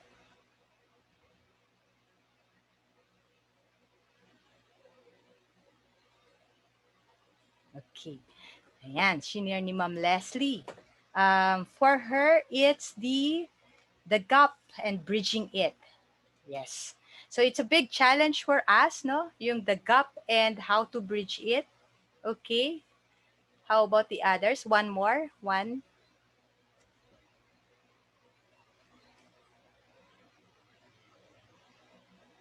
Okay, so the same siguro for the others. Digitalization, nothing less. Okay, thank you, Sir Nestor. Okay, the reason why I shared it because it will impact on our employee selection and how we will organize our organization. Okay, so the gap is one thing na makikita natin what will happen to our employees who are older. Kasi yung mga pinapanganak ngayon, bigyan mo lang ng cellphone. At 2 years old, can handle a cellphone. Mas magaling pa siya sa'yo. Ako, I ask my pamangkin if I'm having problem with the cellphone. And medyo mas hindi ako masyadong techie. So what will happen to our older employees? So parang meron na tayong problem with that and then we need to address it. Minsan may mga ayaw nang matuto. Parang they would not accept, no, na matanda na ako, bakit kailangan ko pang mag-aral niyan? Malapit na akong mag-retire. So, yun yung mga challenges sa atin as HR practitioners. So, what will you do to encourage them? Ngayon kasi forced tayo by the situation. So, this COVID event, no, parang it's already an opportunity for us to take advantage of this situation. Hindi na makapag-reason out sa atin yung mga ayaw matuto on using the internet. Just to mention one example, I will not mention the name. We have one participant. Ayaw na niyang pumasok doon sa Canvas platform. And this was raised to me by my staff. Ma'am, kasi nag-request yung isang participant, pwede bang email na lang lahat ng mga resources? Sabi ko sa kanya, no, we are teaching them how to use the digital platform. So, kailangan pasok sila dun sa Canvas kasi yung Canvas is an LMS. This is the future. Magiging academy na ang ating mga trainings sa ating e-learning. So, hindi na lahat webinar, mga videos na lang, reading, and they would have to learn on their own. So, yun yung gusto nating i-encourage sa kanila. Then, napilitan siya enroll din siya doon sa ano namin, sa platform namin. It's because we demanded them to do it and they have no excuse para wag pag-aralan. So this kumbaga the situation right now is an opportunity for us to encourage our older workforce to learn digitization or otherwise, no, mahirapan silang makasurvive sa trabaho. Then another team is managing virtual teams. Okay? Sa amin, napakadalas ng meeting namin on the onset of COVID, no, of the pandemic, halos weekly we talk.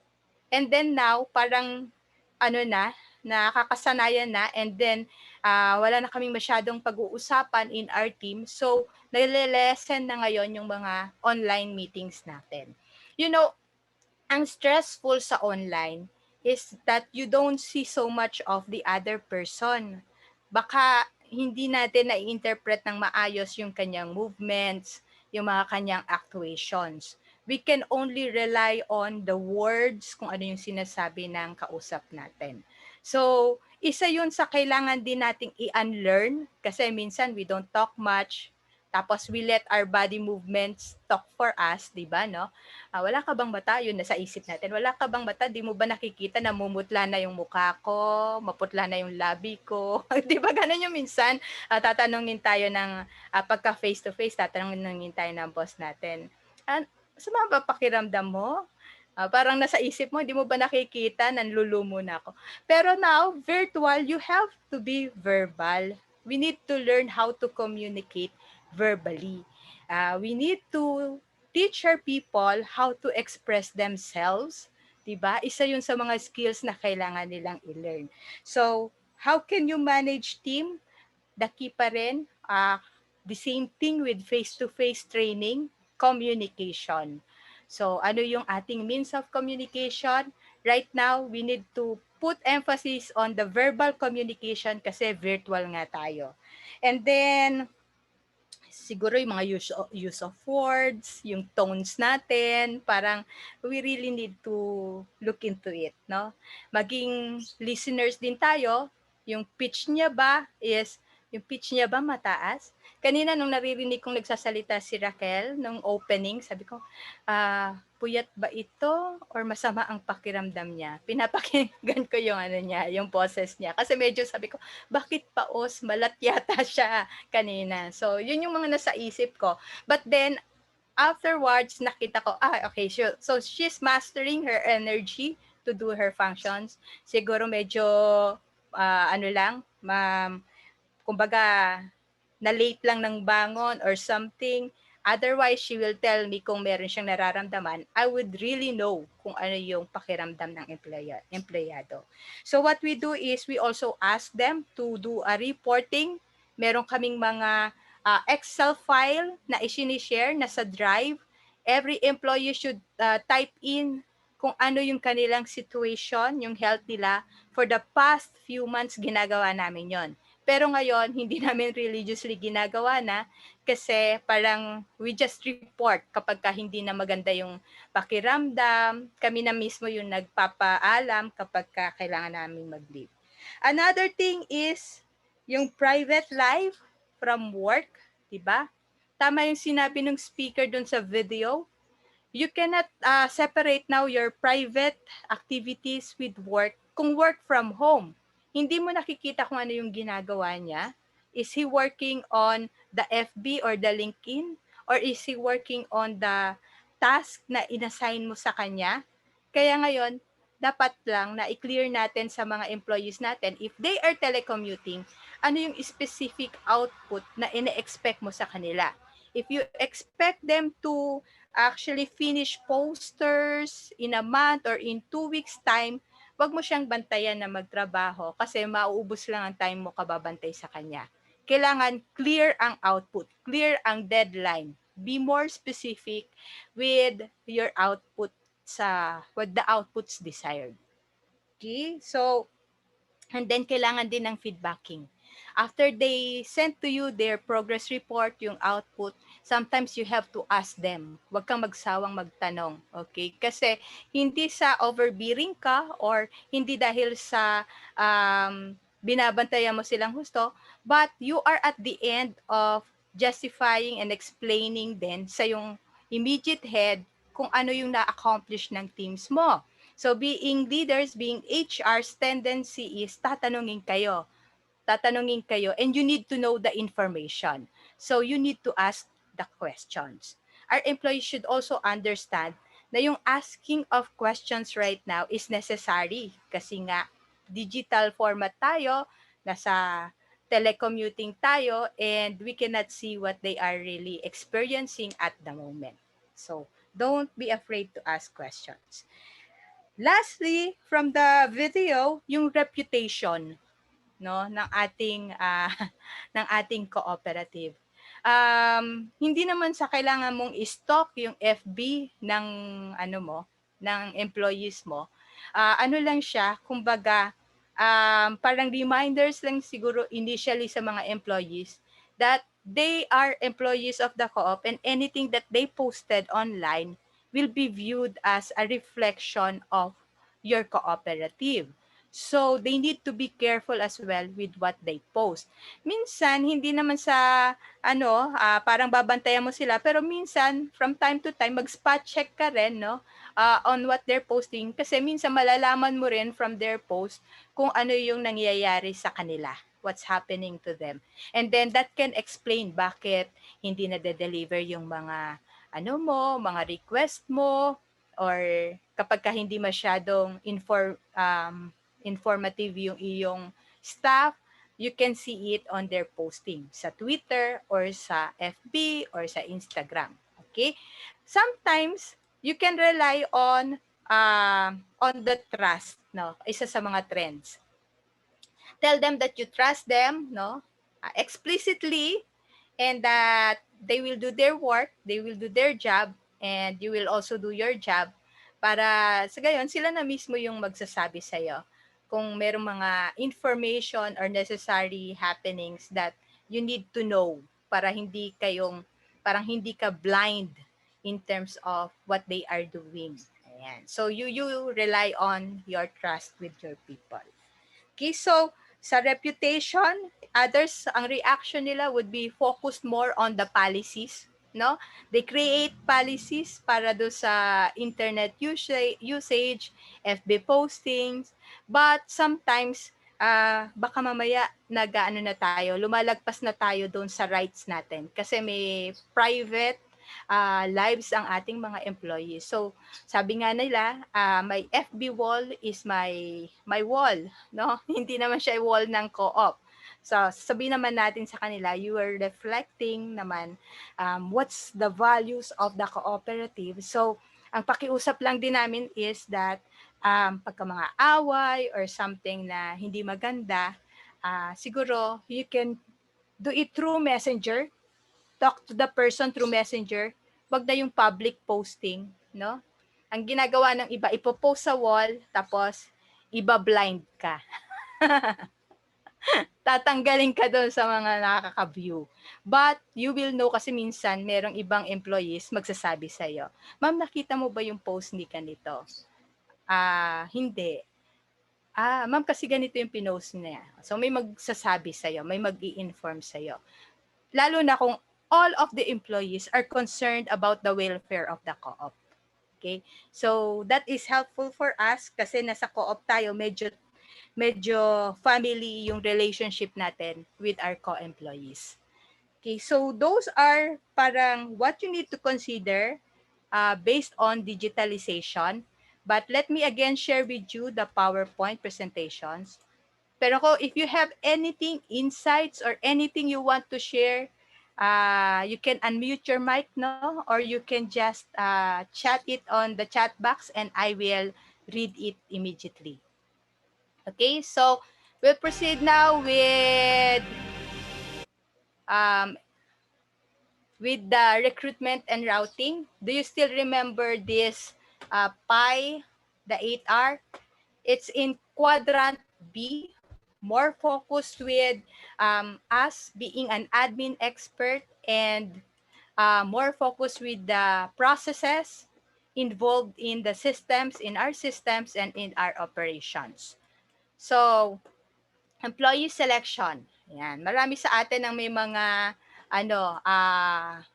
I think two of the co-ops mentioned about isa sa mga expectations nila is to learn techniques and strategies about recruitment. Okay, so in employee selection, we need to know our organization in and out. Okay, so and then what are the different factors in the organization that will affect our employees. So one is yung labor. Okay, there's this one question, example about the labor. Isang employee, ikinasal siya hindi pala ikinasal. She's living in with a co-employee. Medyo they're under the same department. And then the board of directors and the GM talk to this employee and ask her, they have to decide sino sa kanilang dalawa yung give up of the position. And then there's no other branches for that co-op. Kaya hindi talaga na pwedeng they're on the same department. However, wala namang ibang competencies yung isa sa kanila. Now, the question of the employee, ma'am, hindi pa naman kami kasal. We're just living in together. Tama ba yon? Do they have the right to ask us na mag-resign ng isa sa amin or to transfer to other industry?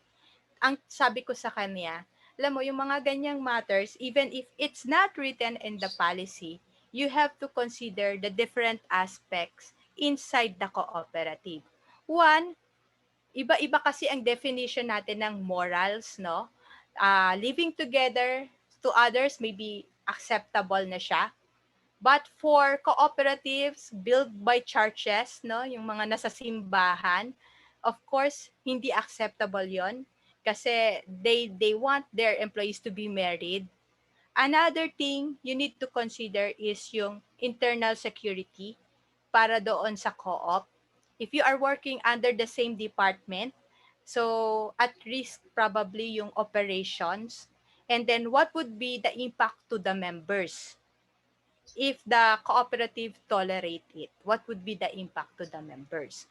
Okay, so understanding it, ang sabi ko naman sa kanya, HR considerations, binigyan ka ba ng time? Binigyan ba kayo ng time as to who will leave and then how long kayo magta-transition?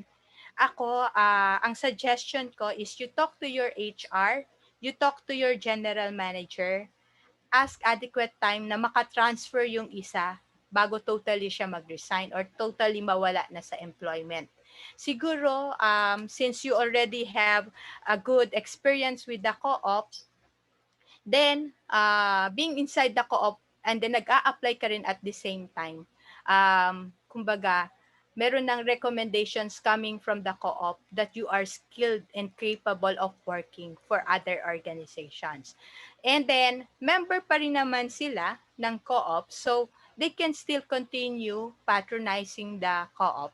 Ang sabi ko lang dun sa employee, don't sever the relationship with your co-op kasi in the future, you might be working with them or you will still encounter them since you're under the same community. Okay, so there are cases na hindi na sa policy pero pwedeng pag-usapan considering the different situations of the employee. Okay, kasi syempre, hindi mo naman maiwasan pagka mga magkatrabaho, they also fall in love with one another kasi we have what we call the propinquity factor in terms of relationship. And then look into also the available labor supply, meaning the workforce in your community, ano-ano yung mga iba't ibang industries available in your community. And among these industries, there might be some workforce considering working for you or can also transfer to your organization. So they are not just threat, no? They are not just competitors. They can also be your customers.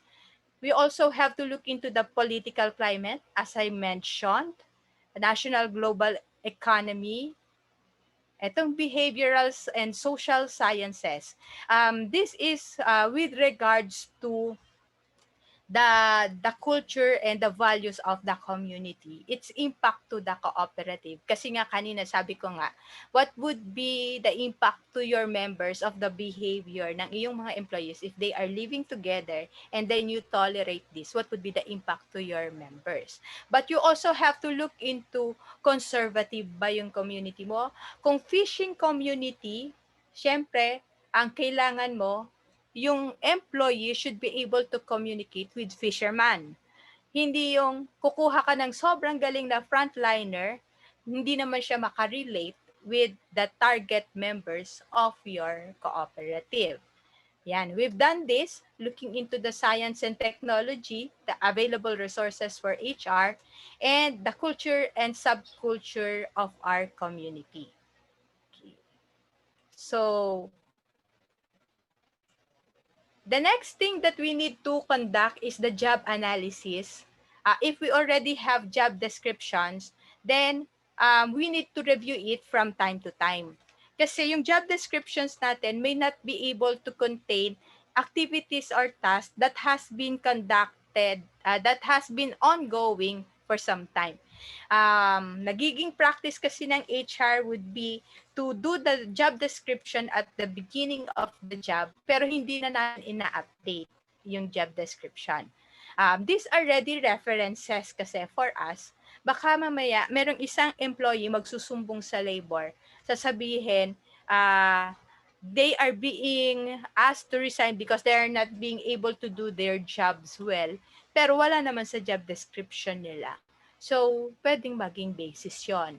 Okay, so in job analysis, how often should we do it? Depends on the job context na ginagawa ng empleyado. It can be yearly, but if it's not very dynamic naman, yung changes in your organization, hindi masyadong mabilis yung lipatan, then you don't need to update it that often. Pero halimbawa, you have rotation, you can come out with a generic job description per position, and then yung mga special tasks and projects na lang is you can add an addendum on the job description of the employee. So hindi naman siguro ito masyadong matrabaho. So hindi ko na siya iisa-isahin ha. Oops, sorry. Wait. Dumadaan yung track. Okay, so naririnig nyo ba yung aking noise sa environment? I hope not. Sana ako ang naririnig nyo. Okay, so hindi na natin to isa-isahin because this is self-explanatory and we're used to it already for Ma'am Riza. Ma'am Riza, I can give you a copy of the video on the job analysis, how it's being conducted. We have tools I'll share later on para immediately ma-implement na rin natin kaagad. Okay.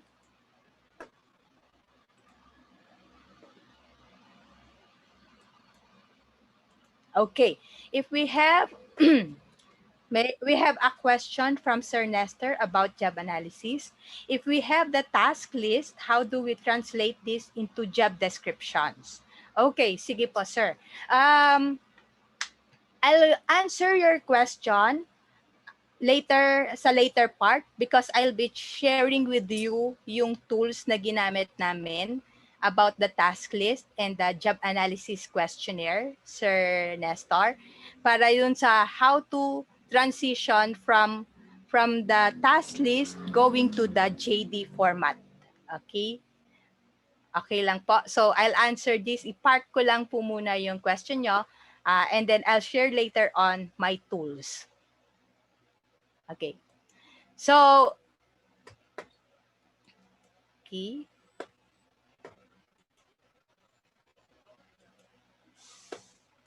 So, job description is one source of job information. When we do job evaluation, we look into the job descriptions. However, there are also some instances na hindi mo pala nakaka-capture yung specific activities ng isang employee. So how can you extract yung mga data or information, additional information that you used for your job description? One is you go through all the documents, published researches ng mga other cooperatives. In the consultancy unit, meron kaming mga standardized job description, but not everything in the job descriptions are being practiced by the co-op. So, kailangan mo lang i-customize based on what is being used sa iyong place, sa workplace ninyo. Or one thing is, you ask your supervisors to list down all the activities involved in the specific operations. Kailangan na lang na i-write in a proper manner yung mga activities na yon. And then when you do job description, make sure that it is gender sensitive para hindi ka na rin bago ng bago ng job description or palit ka ng palit ng job description depending on the gender. So, make it gender sensitive.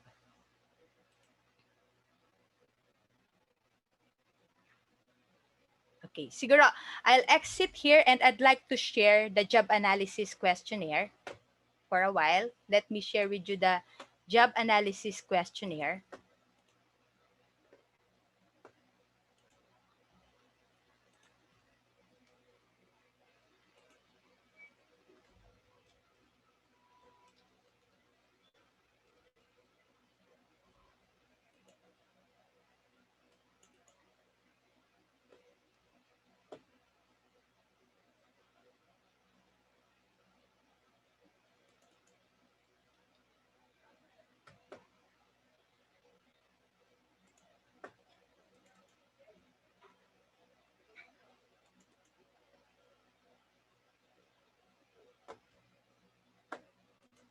Okay.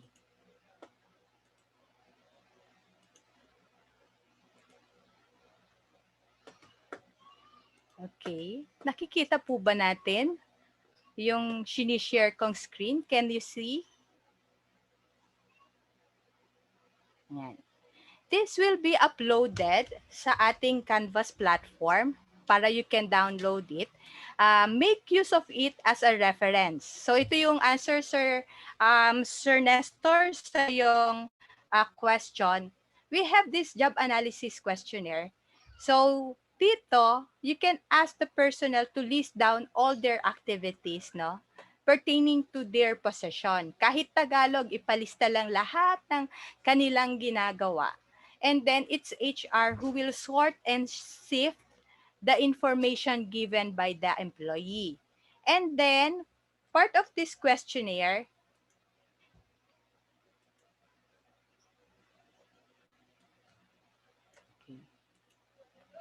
is the prioritization of the task. Okay? So, doon sa mga, di ba, ito yung task list. Dito sa number 2 are the duties and responsibilities. Yung kanina, number 1, yung first page kanina, description lang, a brief description. How will describe in few sentences yung kanilang trabaho. And then here is the task list. Ayan. You need to prioritize kung ano yung mga functions mo or activities. Okay? So, specific task lang muna. And then, how it's done, how often, is it daily, weekly, or monthly? On the next page of this job analysis tool, you'll now measure the impact of the customer relations. Ito yung sa area ng customer relations. So, meron bang minimal customer interaction? Meron bang average interaction? So, may mga explanation siya. What we did is we defined the different levels of customer relations. Okay? So, i-explain ko lang muna ito and then ita-transfer natin sa job description template. Okay. Now, another aspect is complexity. Routinary ba siya or hindi? Okay? Mayroon bang involved na problem solving sa kanyang function o wala? So, i-check lang niya which applies to the position. Then, the decision-making level ng specific position. Yung authority, ano yung kanyang authority level, and then yung kanyang coverage ng kanyang authority. Sino-sino yung mga sinusupervise niya kasama. Okay, and then the environmental factors, may physical risk ba siya or wala? And then the validation is coming from the supervisors. After the employee answered this form, the supervisor will now add his inputs or comments on what has been written by the employee. Okay, so let me now share naman yung job description template. This is how you transfer the answers in the job analysis questionnaire to the job description template.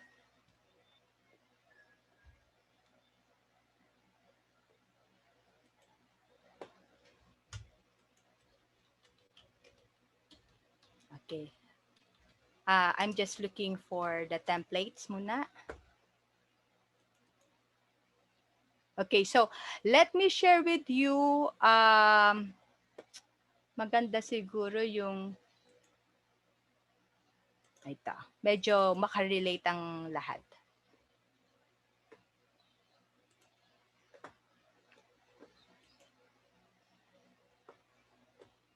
Gusto ko sana example is the job evaluation or the job description of a loan manager or loan officer.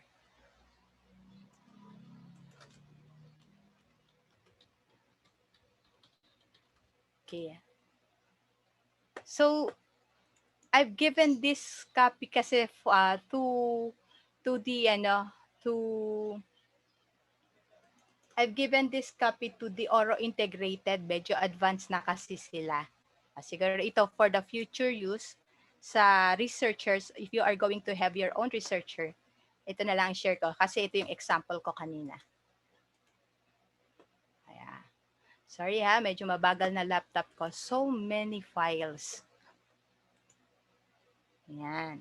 Okay. So, share ko lang ulit.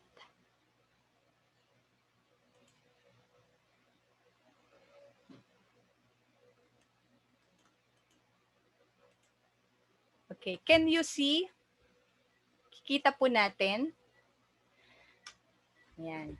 So, from the job analysis questionnaire, yung first part na brief description of the employee about their jobs, yun yung ipapasok mo ngayon dito sa overall objectives. It's like the general description.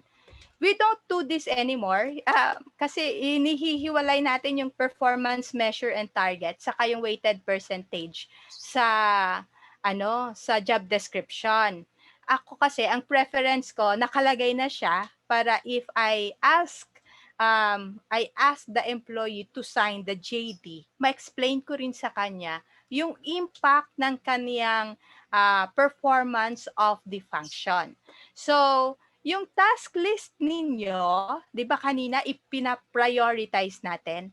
You have to group together the functions or the task that falls in one key result area. So dito sa research and writing, ang specific task is mag-interview ng cooperatives para ma-capture yung experience, magsulat ng reports, ng journals, articles, and case studies, and then mag-develop ng modules. Isang key result area here is the research and the writing. Now, sa coordination with cooperatives for caselets is more on communication. And then, may key result area ko on the assistance for project management. And then the reportorial actually can be grouped together under administrative reports. So you just have to identify yung key result area, group together the activities that are related. Ayan. So writing of minutes and reports, assist the administrative arrangements for training, ayan yung mga other functions ng researcher ko, marketing collaterals, ayan. So, paano mapapadali yung key result area? One way is, di ba, we have 4 management functions. We have the marketing function, we have the finance, we have the operations, probably the credit and savings, and then we have the HR functions. So kung mga managers yan, most likely you can categorize their functions or tasks based on the 4 management functions. Pero let's say you are employees under the operations, the credit and savings. You can now categorize based on the key result areas of the operations. Credit initiation, background investigation, credit approval, ano pa ba yung mga key result areas? Collection. Ayan. So, kailangan yung mga pinaka subheadings mo or yung mga key result areas mo, ma-identify mo. And then, i-shoot mo doon yung mga specific tasks and functions. And then, you can now arrange yung key result areas, I usually place yung mga matataas ang weight, yung percentage, yung parang pinaka-importante for the position at the top. Sila yung nasa pinaka-top. And then after that, the competency requirements, there are several areas that you need to consider. For me, pwedeng pag-isahin mo na itong education and work experience at saka itong knowledge, skills, and abilities. Pwedeng isahin mo na yan. Medyo specific lang yung ginawa ko para naman madali para sa HR maghanap ng mga, kumbaga, ng mga competencies. Pero later on, you will see, traditional na pala itong approach na to. Now, when you post openings or job vacancies in the newspaper, hindi na ito ang dapat na ipinopost natin. This is already a reference for HR in recruitment. Hindi na ganito yung way of posting. So later, i-demonstrate natin yan. Now, I also added yung soft, what do you call that? Soft skills, okay? Yung work-related behavior sa position. Okay, so just for the HR, to help our HR select ano ba yung mga desired behaviors and traits ko sa mga candidates ko for the position of researcher. Okay, so I know well what I want kasi for my department, I know well. Kaya you should also require your HR na kung sino yung nagre-request ng tao, dapat yung technical side nun or yung immediate head nun would also interview yung mga kumbaga na shortlist na nating candidates. And then at the later part, of course, yung mga signatures approving to make it a valid document that can be placed inside your 201 file. Okay. So, Sir Nestor, was I able to answer your question? Yes, ma'am. Yes, ma'am. Thank you. Okay po. So, I'll continue with the presentation. It's 11:04, so may time pa. I have enough time to share this one. Okay, so now I'd like to demonstrate this case. No, i-share lang sa inyo yung case nitong si Eric. It's a candidate for the operations position. Okay, so more on the development ang kanyang skills, technical skills siya. So Miramax is a film company, mga videos, ang mga ginagawa nila movies. Conex is a technical providers ng telecommunications, mga parang PLDT, the same with PLDT or Bayantel. And then core is more of hardwares para sa technologies. They have, kumbaga, meron silang mga consumer goods din, like ilaw, mga wires, mga ganyan. Okay, so si Eric is an applicant looking into these three big companies kasi usually yan naman ang hinahanap ng mga aplikante, yung desire nila. Okay? So, I'm just going to share this kasi may mga best practices sila na pwede rin nating magawa or i-apply sa cooperative when we do our recruitment. Okay. So, speed up ko lang. Okay. So, ang pinili actually ni Eric is the Gore Creative Technologies. Kasi sa lahat ng out of these three companies, yung Gore, yung nakita niya na fit sa taste niya, sa interest niya. Okay, so, ayan. Yan. Ang case kasi natin, ito probably, we've experienced this sa ating cooperative. When we lost applicant, na-train na natin, 3 months na sa atin, tapos magre-resign, o di naman kaya during recruitment, we also spent so much on postings, no? Mga vacancy postings, nagpapa-announce pa tayo sa radio, and sometimes what we do is we also give yung parang on-the-job training para doon na natin sila ma-assess kung fit ba sila for the specific position.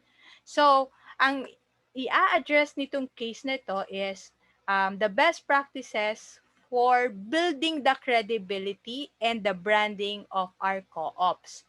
Papaano magiging maganda ang perception sa atin ng isang applicant. Okay? So, sa Conex, when they place their ads, ito, ganito tayo mag-post ng mga vacancies natin. We mention immediately the position, ano yung vacant. And then ano yung mga specific requirements natin, the skills, the experience, the educational background doon sa ating vacancy post. But in Gore, they know na lahat ng mga nagbabrowse into the website looks into the virtual presentation. Kaya one thing here is makikita mo maganda yung meron silang visual representation like the wordings ng more than meets idea, the eye, people, no? Parang what do you mean by this? If you are looking at it, ano ibig sabihin nito? It should be more than meets the eye, and then bakit merong idea, bakit by people, no? You natitikal na kagad yung thinking mind mo. Now, yung logo is the branding. Sa atin, sa co-op, we have the orange and blue logo of co-ops. So, it's good if you place the logo because it's part of the branding. But what you will notice in their posting is that it mentions more about the organization and not the position. Um, Niwala nga dito, hindi nakasulat dito, ano yung vacant position. But they are talking more about what the organization can give them. And what is the impact of the organization to their customers. Yan. So siguro when we do some promotions, pag tayo rin nag-post, we can mention the impact of our co-op to our community and to our employees. Ano yung impact niya pagdating sa mga nagtatrabaho sa atin? Ano yung nabago sa kanila? Okay. So during the application, si Eric visited the HR. There's already HR representative na nag-welcome sa kanya and parang itinur na kaagad siya, pinasok na kaagad siya sa office. So nakaka-excite kasi yon when somebody brings you to their co-op and then parang itutur ka na kagad in the facilities of your cooperative, parang ino-orient ka na kagad. Even though you are just applying for a position, hindi ka pa nila empleyado. Pero it feels like their door is wide open sa kanilang mga applicants and candidates. Okay? Then, isa pa sa come-on ng organization, if you would like to present a professional atmosphere, probably you would like your employees to wear yung mga uniforms. The same with banks. Now, since Gore is a technical company and they're eyeing creative people, hindi naman sila sa frontline, they have their employees dressed casually. Parang relax, no? The message they're sending here is you can be more creative when you are relaxed and when you work with this kind of friendly environment and culture. Okay. So, another technique that Core did is meron silang invitation through radio. The same kung ano yung nakapost sa ads nila about selling their organization. Ang emphasis palagi is why Gore is a good place to work for. Okay, so if you ask your community, kayo ba yung employer's choice ng mga members of our community? So you will know kagad kung meron ka ng branding pagdating sa community mo. Okay. And then they also have this parang sa atin kasi we join job fairs.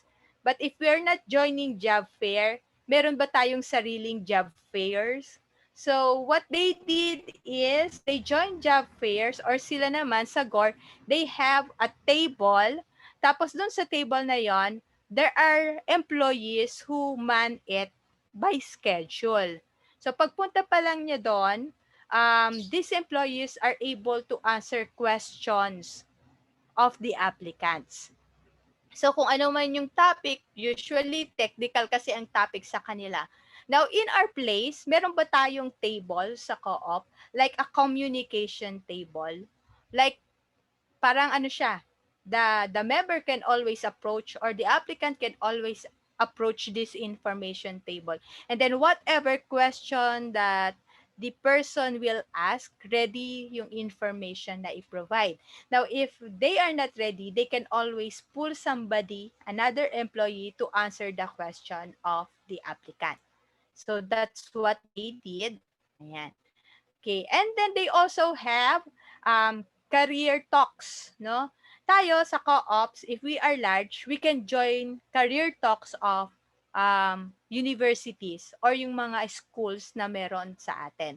Sa career talks, we don't just talk about the jobs, no, the specific job functions. But what you can talk about is paano mo sila mai-improve as professionals. What is their kumbaga what's their career path inside the cooperative. Yan. And then during career talks, dapat medyo visual talaga siya. May maganda kang mga visuals. Ang magandang maging i-capture natin sa co-op is when we are helping yung mga mahihirap, may makikita ka naka-uniform na employee, tapos may sinishare siya sa isang mahirap, o di naman kaya may training sa isang sa isang community na ang kanilang venue is just parang lang siya, barangay hall, o di kaya naman ay isang space sa learning center, open space, yun yung mga ganong klase ng mga visual representations. It gives a good impact. And then, finally, during the hiring process, dahil marami yung mga applicants, may introduction muna ng HR. Merong pinoprovide na career information like ilan yung mga employees inside the organization, what are the different departments. So, ito kasi we do this during onboarding na or orientation ng mga employees. But it can be done in a way na parang sa beginning pa lang ng recruitment, parang orientation part na siya ng recruitment. Para pagdating ng onboarding, medyo you can go away with the introduction about the organization. Ayan. Oops, sorry. Okay. So, usually, yung Miramax and Conex, ganito yung nagagawa natin, no? Previously, ito yung ginagawa natin. We scheduled our participants or our applicants for interview. Tapos, we spent 15 minutes to 45 minutes asking questions about the participants, no? So, instead of doing that, merong ipinopropose sa later part ng slides ko, mapipreempt ko yung slide ko, yung interview calls, pwede mo nang gawin yon bago pa lang sila pumunta sa iyong co-op or sa location mo. So that they'll spend less, no? Kasi through phones, malaman mo na kagad kung you're looking for a good communicator, kahit through phones pa lang, maririnig mo na siya at malalaman mo na siya kung good communicator siya. So may mga ganong screening tayo na pwedeng in place of inviting them for an initial interview. Of course, we do yung resume screening. Pero doon kasi sa resume screening, during the interview, bina-validate lang naman natin kung tama ba yung mga isinulat niya. Some of it can be done through phone interview. And then we can shortlist now yung mga candidates natin. Okay, so it is very important then pala that during the interview, we ask the applicant if they have questions. Malaman din natin kung ano yung expectations nila from the cooperative or from your organization, if in case they will work for your organization. And then others, they mention immediately what would be the benefits that they will receive, no? it's good na ma-mention na rin kaagad yon para hindi na siya hanging sa mind ng candidate. Kasi it can lengthen your recruitment process. Like, hindi mo kagad sinabi sa kanya, baka mamaya meron din siyang iba pang ina-applyan na medyo maganda yung opportunities. Humanitarian wise, siguro you can, if you inform already the employee that these are what we can afford, then they can take the other offers of the other industry. At least ikaw, you are not guilty na hindi mo binigay sa kanya yung information, and then wala siyang lost opportunity. But why am I saying this? Yes, mawawala yung mga candidates mo, lalo na kung malapit doon sa position. But I believe there are always more applicants out there na mas fit sa yung organization, na hindi mo na kailangan pang mamroblema kung kaya mo ba yung offer mo sa kanya. At least, nakapag-level off na kayo at the beginning pa lang of the recruitment. Walang promises. Okay? So, the same case with Connex, ganun ang nangyari.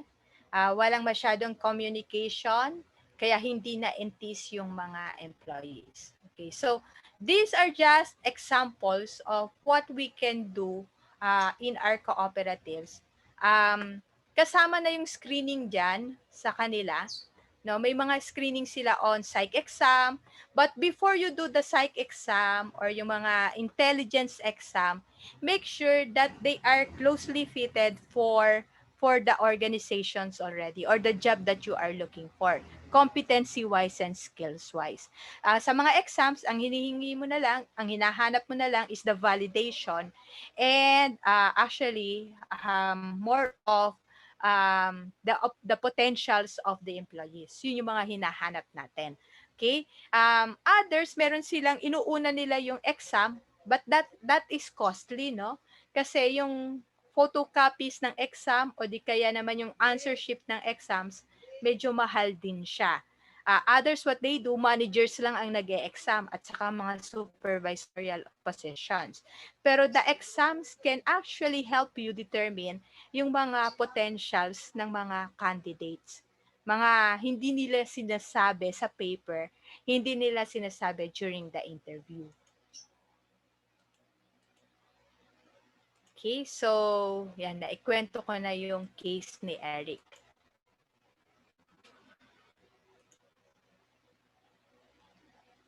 Okay, so ang lessons lang from the case are these things, no? Money and benefits is an initial offer to the employees, but what matters most to some is the relationship in the workplace. Okay? So you need to build the culture of your co-op as a desirable place to work for. Ito yung pinaka-best strategy in recruitment. If you want them to come in on your organization, hindi lang yung presentation ang i-build mo, pero yung mismong culture ang pinaka-foundation mo para ma-entice mo yung mga candidates. And then your employees will talk for you na your place is a good place to work for. No? Sila na yung mismong the best person to market your co-op. Okay? So, that's actually yung pinaka-gist ng ating case. Okay. No questions so far? So next actually is the benefits that you offer, no, to your employees. Is it desirable in the eye of your employees? What you can do is from these top 10 employee priorities, pwede kang mag-survey sa kanila eh. You can ask them to rank these priorities because this manifests their fears, their goals, and needs. Okay. Sige, I think we have a question. Aha moment. Thank you, Sir Clifford. Okay, so may aha moment si Sir Clifford. Okay. So, ay sorry. Puntahan lang natin itong benefit package. Okay. Second na yung benefits. Yes, we have a package right now, di ba? May mga existing packages na tayo. Pero it is good if we benchmark with what is outside, ano yung ino-offer ng ibang financial industry. Lalo na yung mga competitors natin, yung mga katabi natin. Okay? So kung yung mga katabi natin na financial competitors offers more than what we have, siguro we have to rethink our compensation and benefit packages. Now, ito yung ilan lang sa mga suggestion. Are your employees feeling secured in the job?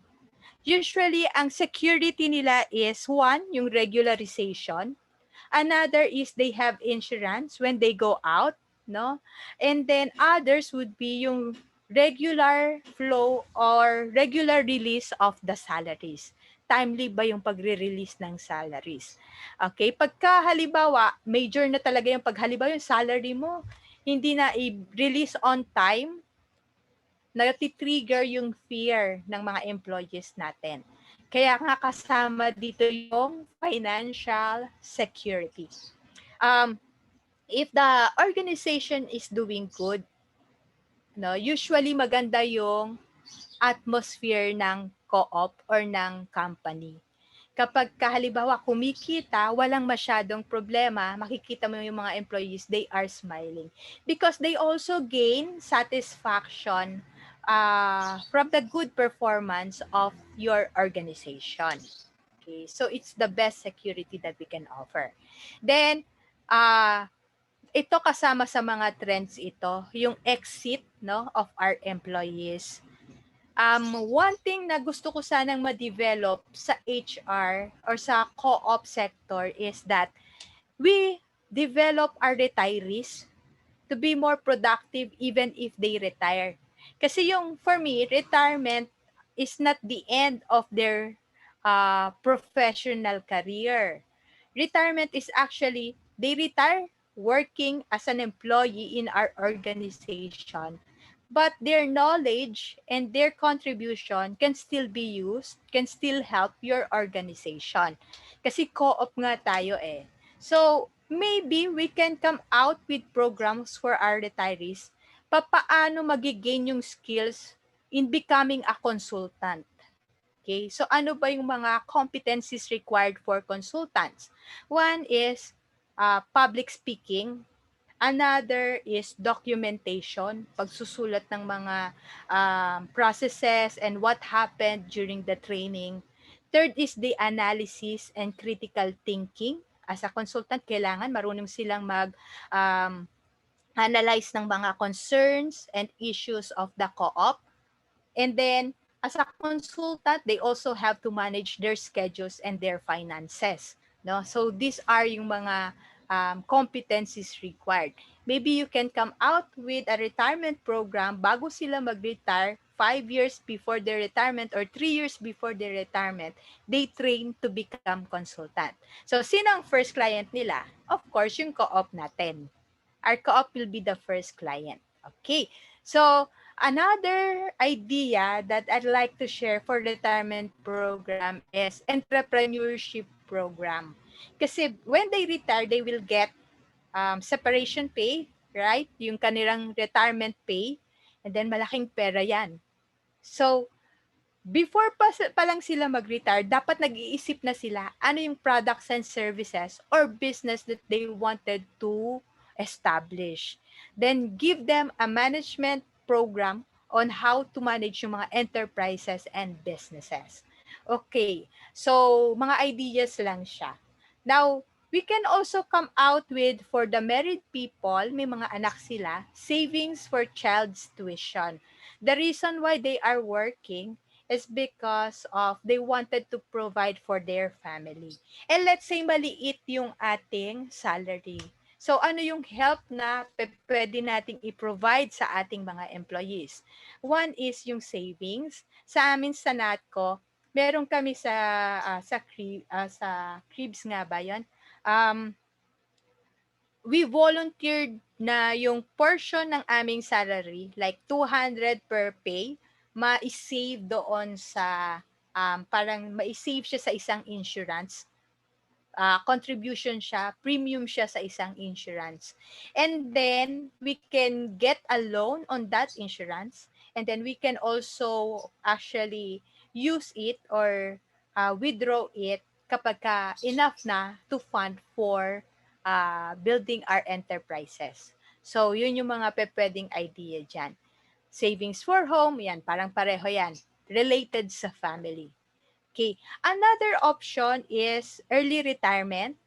Others, they use early retirement para kasi laging dynamic yung workforce nila. Kasi mas mabilis kumilos ang mga younger generations. So sa corporations, they need dynamic people, lalo na kung marketing related. But with us sa co-op, I think it's more of a disadvantage. Kasi pagka may early retirement program tayo, tendency is hinihintay na kagad ng empleyado natin yung ika-5th year nila, ika-10th year nila, instead of staying for good doon sa co-op. So hindi siya more of a help para sa co-op. Pero kasi yung dati kong company na pinagtatrabahuhan, workforce management company, mga engineers yung tao namin. Kaya we offer early retirement para laging fit to work yung aming mga employees. Now, think about your objectives. If you are going to offer early retirement, bakit? What is the reason behind? Bakit gusto mo ng early retirement? Okay, ang hirap pa man ding i-keep ng mga managers, no? Kasi they have the skills and the knowledge, the competencies. Ito yung mga mabibilis ma-pirate, yung mga managers natin. Tapos you have early retirement, parang hindi siya aligned with the knowledge management program. Okay, so making more money. Okay. Ang malakas talagang motivator ang money. Okay? So, ang isa sa mga mine-mention ko sa mga staff namin, not only under my unit, no, even with other staff na masasabi ko sa kanila, while working for the cooperative, you get to work and do yung social aspect ng yung pagang desire mo to help other people. Okay? So, nandyan yung value. Nandyan yung value working for the co-op. Now, it's our responsibility as HR to make sure na yung working conditions din naman natin sa co-op, hindi yung kukunin na natin yung lahat ng oras nila na halos doon na sila tumira sa co-op. Dapat may work-life balance. And then, I tell them, why not pasok ka sa insurance na yung mga life plan, no? Financial investment. Since hindi naman siya in competition, wala naman kaming ganyang product sa NATCO, then they can do it. But if you have that product, wag yun ang isuggest mo sa kanila. Pwede mo i-offer sa kanila, why not cook, no? Yung mga magluto ka or whatever is your hobby. Tapos ipasok mo sa Lazada or sa Shopee or sa ibang online selling sa marketplace ng FB. So additional income 'yan. As long as it will not conflict with your job, as long as you're being able to deliver your job, hindi bawal. Because there are some organizations, bawal sa kanila yung mga yun nga, merong ano nga ba yung mga Andes, Avon, bawal sa kanila yung mga ganyan. Kaya naman bawal kasi ginagawa nila during the work hours. But if it's outside the work hours, probably you can allow it for them, no?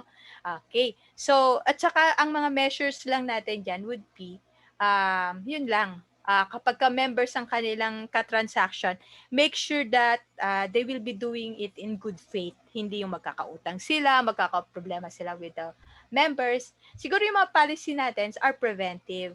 But what we need to focus on is the maturity of our employees. We need to develop their work values. They should understand that whatever they are doing outside the cooperative is also a reflection of the cooperative. may impact sa trabaho nila. And since the co-op is their main source of income, at saka ito yung talagang pinaka tumutulong sa kanila to grow, dapat yung career nila is aligned with what is inside the organization. Otherwise, you provide them another means. Kung hindi mo kayang mag-provide ng monetary reward or ng increase in the salaries, give them the chance to find other means. Okay, so yun yung mga considerations natin. Furthering my education outside the work. Okay. We are lucky sa co-op kasi we can further our education inside workplace, no? Like for me, okay, I was able to get a scholarship from Ateneo Graduate School of Business. 75% yung nakuha ko sa Ateneo na scholarship. Then 25% I enrolled sa NATCO. So NATCO is now paying the 25% of 350,000 na tuition with Ateneo. Now while doing that, I still have my work job, no, yung functions ko. But during my classes, meron lang akong part ng aking responsibility na nakakaplan ako ng maayos on how my unit will be able to deliver yung mga responsibilities ko o yung mga responsibilities ng unit namin. Since related yung aking course with what I'm doing with the job, the organization acknowledge na kailangan ko yung education na yon. Okay, so the same case with our employees, we can ask them kung gusto talaga nilang mag-aral outside. Okay, and then let us see if it's related with what you are doing inside the co-op, and in the future it will be useful for the co-op. Maybe we can support you. No, we can change your schedule kung hindi man financial support ang maibigay natin sa kanila or scholarship. At least yung schedule, maybe we can tailor fit the schedule based on your study schedules and what you need to deliver. So it's just a memorandum of agreement. Pwedeng upuan yan. Para naman, huwag natin ding mawala yung ating empleyado. We have one experience with GSAC uli, example ko. Medyo isa kasi sa client ko ang GSAC before. Sa GSAC, they have one auditor there, kumuha ng business management course. So, nung nag-take siya ng business management course, ang classes niya is in the evening. So, kapag time na nang papunta na siya sa school, at least na-deliver na niya lahat ng kailangan niyang gawin sa co-op. Kasi nasa agreement yun na kailangan na i-deliver niya lahat. And then, pumapasok siya. Then, after niya graduate, of course, nagamit niya naman yung skills niya kasi manager na siya ngayon doon sa GSAC. But after that, tinanong siya ng school nila kung pwede siyang magturo. So, the employee filed a resignation kasi gusto niya magturo.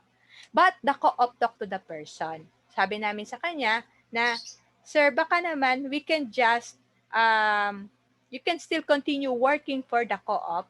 Ayusin natin yung work schedule mo. And then you can teach on Saturdays. And you can teach on Saturdays and Friday evening. So we shortened his schedule ng Friday and distributed yung mga time na yon across Monday to Thursday. So may mga ganun kaming naging arrangement. Now, why did we allow him to teach? Kasi maganda rin ang impact sa co-op. Being a professor, meron kang employee na professor sa isang school, tapos at the same time, this professor, pwede siyang magdala ng mga students in the co-op in the future para maging future employees ng co-op. Okay, so as long as kayang i-manage ng ating employee yung kanilang interest, pwede nating i-support. But if it will be in conflict with what we are expecting from that person, then siguro that's the time na we can let go of the person. Kasi syempre, we need to consider din yung happiness niya. Okay? So staying healthy emotionally, mentally, physically, and having more time for family. Ayan, yung mga ibang mga considerations. Okay, so for the succeeding slides, I'll be very quick with it. Siguro, pagka may mga important na lang na parang hindi na mention here at gusto nyong itanong, you can raise your questions. So napadaanan ko na itong mga ito: tuition reimbursement, flexible working hours, pension plan, employee retirement, pay for performance compensation, and childcare on or off-site. Na-mention ko ito yesterday, no? There's one co-op, Mother Rita, nag-create sila ng parang nursery school inside the compound.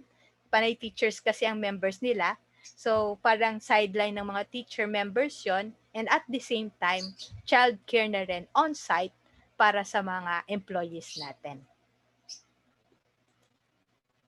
Okay, so we have here a question. Question about early retirement, ma'am.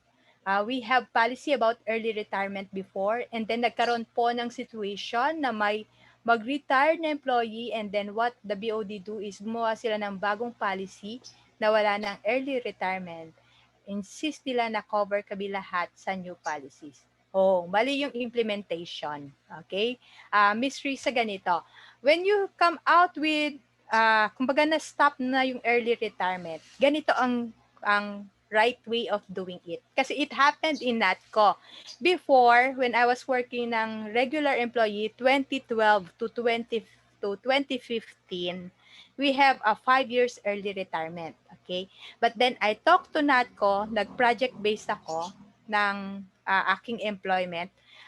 So I have to sever my regular employment and be on contract, no? So nawala na ako sa NATCO. And then there's a new policy na inextend nila yung early retirement to 10 years of continuous service. Now, bumalik ako sa NATCO. Okay? So since bago na ulit yung employment date ko, 2017, nung bumalik ako as a regular employee, I can no longer enjoy the early retirement ng 5 years. Covered na ako ng 10 years, counting from the date of 2017. Pagbalik ko naman dun sa position ko, regular agad ako eh. So, okay lang sa akin. Ang count lang is 2017 kasi ako rin naman yung nag-severe ng contract. Now, what does it mean? Kung hindi ako umalis at hindi ko ginawang project-based yung contract ko, probably, ang ine-enjoy ko would be the 5 years contract. So, kung sino yung covered ng 5 years contract, from the date of regularization, 5 years pa rin ang contract nila. Okay? So, kung halimbawa, tinanggal ang early retirement or pinahaba yung schedule ng early retirement, kung kailan inimpose yung early retirement na yon, ang affected nun would be the employees na kumbaga medyo malayo pa sa early retirement, like probationaries na nagwo-work or new employees. Okay? But those who have already signed the contract before, halimbawa 5 yan or 7 na covered nung early retirement, then pag-retire nila, they should be covered. Lalo na yung malapit nang mag-retire. Yung naka-meet na ng 5 years contract, tapos they've been with the co-op for 7 years, and then suddenly they decided to avail of the early retirement. Okay? Pero, alam mo, kaya itong lusutan. Should I say it with you? Share ko lang ha, pero wag yung gagawin. Okay, so pwede itong lusutan eh. Halimbawa, mag-conduct ka ng profiling ng lahat ng employees mo. How many are going to retire? Sabihin na natin sa year before the implementation of the, parang tatanggalin mo na yung early retirement. Okay, sabihin na natin meron kang mga 5 retiring employees out of 50. What you can do is offer now the early retirement sa kanila. Offer mo na yung early retirement. Now, because your company is not doing good, you can now come out with a good memorandum naman of agreement with your employees. That instead of firing employees or downsizing, what you will do is you will go away with the early retirement program. So, and then the employees will be given a specific amount na afford ng co-op. So para ma-reset into a new contract yung mga employees mo. So kapag ka nangyari 'yon, pwedeng naka-stipulate doon sa contract would be yung number of years nila will still be honored, but as for the early retirement agreement, meron ka ng bagong agreement. It should be signed by the employees who participated on that MOA, on that Memorandum of Agreement. Okay, but do it in consultation with labor. When you do it, dapat naka-report sa labor. Okay? Dapat losing nga talaga yung company mo. Yan. Okay. So, Sir Cliff, sabi dito, lock-in periods for each training depending on the cost to protect the co-op from losing employees who gain skills or competencies out of the trainings he or she received. What is your take on these things? Okay. Training agreements are different lang para sa pagre-resign ng employee. Okay, if your employee is in good faith, alam niya na ikaw ang nag-spend para sa kanyang education.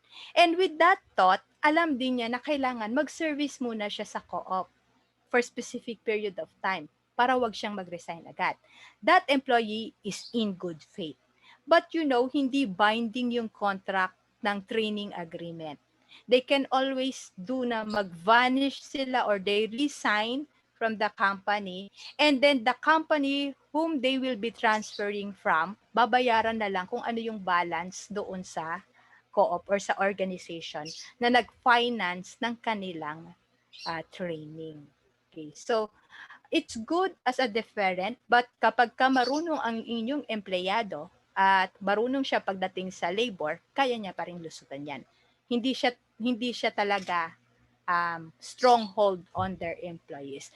Now, kapag talaga namang ayaw ng empleyado, baka kasi gumawa pa ng kalokohan, might as well give up that employee, but talk to the employee na give you enough time to do proper turnover. Probably a month or 2 months, ayusin lang pag-usapan lang ng maayos, and then dapat din yung kung nakalagay sa contract, bayaran yung na-spend ng co-op, then let go of the employee. Kesa naman magkaroon pa ng ill feelings between the employee and the organization. So, yun yung take ko, Sir Cliff. No? Hindi siya total talaga na mapipigilan ng empleyado. Pag gusto na talagang umalis ng empleyado dahil hindi na happy, then might as well let go of the employee. But at least, in good faith, bayaran niya yung mga na-spend sa kanya.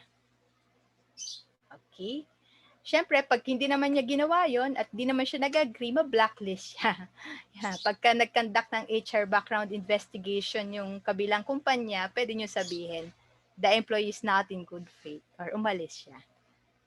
Okay? I hope I was able to answer yung mga questions niyo. Okay, so ito makikita nyo naman ito sa slides na i-share ko. Mga guide questions on how you can evaluate your company package. Okay? So, I'll move forward. Ways of advertising. Siguro alam nyo na rin ito. Pero masyado ng, kumbaga madalang na nagpo-post sa newspapers, no? Hindi na masyadong nabibili kasi ang newspapers. Ngayon is website, internet, yan. FB actually minsan ginagamit natin for postings. Okay. So, there's also this checklist for attracting right employees. Siguro you can go through this. Bilisan na lang natin ang pagbasa. Make sure your organization is a great place to work. Nasabi ko na rin ito kanina. In convincing the best people to join your organization, benefits that are consistent with employees' need and importance, nadaanan na natin yan. So, recruiting involves marketing, building your brand, no? So, make sure yung geographic location will be able to understand what you are offering, no? Use the mixed media, yung ating mga internet or the radio station, kung may local radio station sa ating province. Media to consider when recruiting includes newspaper. Na-mention na natin yan kanina. Evaluate your recruiting methods to see if you are getting the results you want. Okay? So, probably right now you have initial interview, second interview, which is with the immediate head, then psychological evaluation, and probably meron pa kayong panel interview. Okay? Just make sure that the criteria that you use are clear, no? And concise para objective yung scoring natin ng ating mga applicants. Okay. So, siguro this part is quickly na rin, pasadahan natin. So, ano ang difference ng resume at saka ng application forms? Ang advantage ng application forms is that yung specific information makukuha mo na kaagad. But with resume, makikita mo yung creativity nila and how detailed-oriented they are. Kasi may mga information na hindi maisasama dito sa inyong application forms.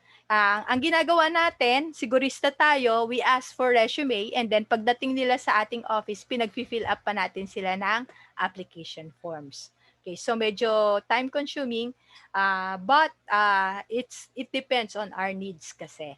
Sometimes ito na rin yung information personnel sheet na ginagamit natin sa ating 201 file. Okay, so this shows you the advantages and disadvantages of applications. Straightforward ang application, structured, limit embellishment, yung mga false information na ibinibigay nila, and easier to evaluate. And the cons is close-ended nga. Yung creativity, hindi mo ma-measure or hindi mo makikita kaagad. More expensive to develop on the part of the recruiter kasi ikaw ang nagpiprint ng application form. Okay? Pero resumes are open-ended. They can show their creativity. Okay? But you need to validate their inputs there, the information they've written. Kaya may mga interview tayo because they would be, kumbaga they will be omitting some information, lalo na yung mga important information. Okay, so siguro we'll move forward na kaagad. Yan. So steps to develop a good application, review existing applications, select those items that best suit your needs, check the application for legality. Please don't place amount on your mga policies or your application forms, no? Kasi kung may mga amount doon, bawal po 'yun. Ma-audit tayo ng labor, okay? Format the application logically and take one last look to make sure that you have the right information needed inside your application form. Okay, another more checklist for screening.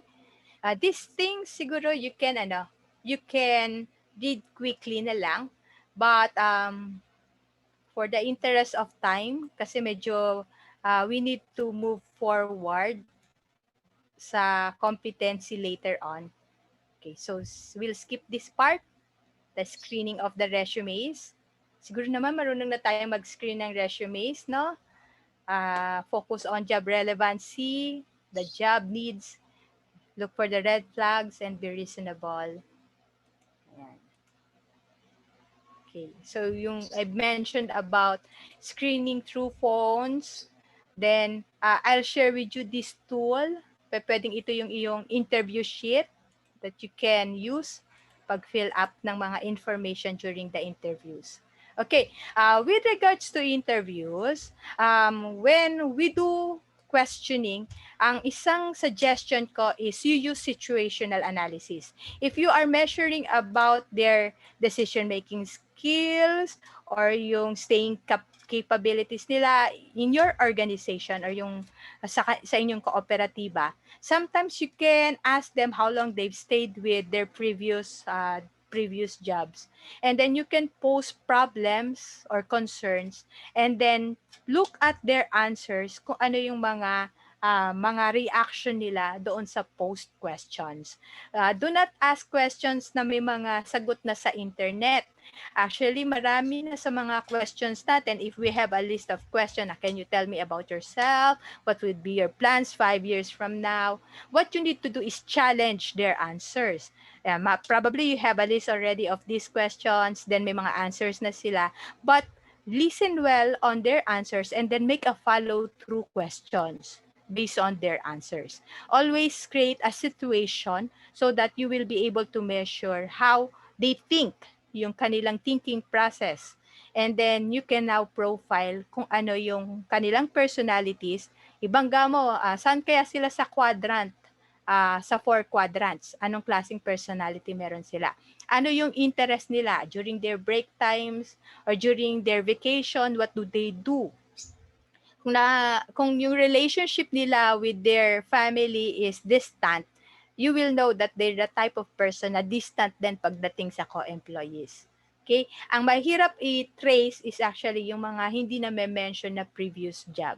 Okay? Kaya ang magagawa mo lang is to pose situational questions like situations in the previous job, tapos nagkaroon ng problema with immediate heads or co-employees, then how will they address it? Okay, so makikita mo kung mabagal sumagot, nag-iisip pang mabuti, or makikita mo if they're saying saying the truth through their eyes, no?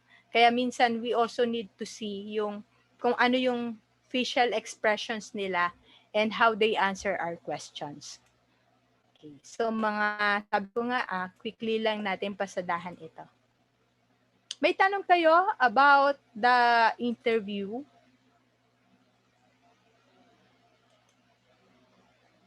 Okay. So, meron din tayo ditong case studies about the interviews. So, we'll skip this so that I can move forward to the career path checklist. Okay, so, interview yan. Sa testing. Okay, let's go sa testing. Hold on I'll move forward sa testing. I think Kim has concern with testing kasi yun yung kanyang isa sa mga challenges niya, transforming the test exam into online exams, no?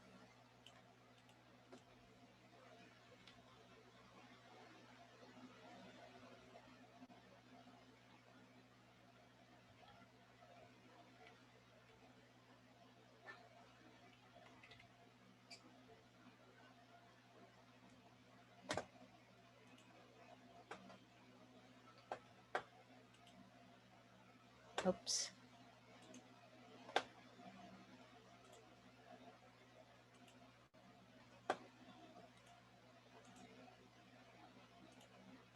Okay, so let us go with exams. Okay. Validity of exams is not 100%. Probably you'll get mga 50 to 70% accuracy ng exams. But somehow, yung mga projective exams will be able to capture yung mga things that is not mentioned during the interviews. So there are these 3 types of exams. Yung skill or ability test. Kung wala kayong skill or ability test, you can develop your own skill and ability test. Like for example, ang kailangan mong i-measure is yung mga activities pertaining to credit and savings. Siguro you can come out with a list of questions, situations that you experience during the operations. Tapos, you put an options there and answers what would be the best answer for the situation and what will work. Pag essay, it will be very tasking for you to check the essays. So, essays are usually used kapag gusto mo lang i-compare what has been written on the resume and then their reactions on your essay questions. But medyo it will take time and you will need more effort in checking essays. So, what I suggest, you can purchase yung mga questionnaires that are valid already. Meron na siyang sampling of more than 1,000. Kaya yung kanilang mga answers are standardized na. There are skill or ability tests that you can buy, knowledge tests that measures specific to the position, and personality tests or inventories na available.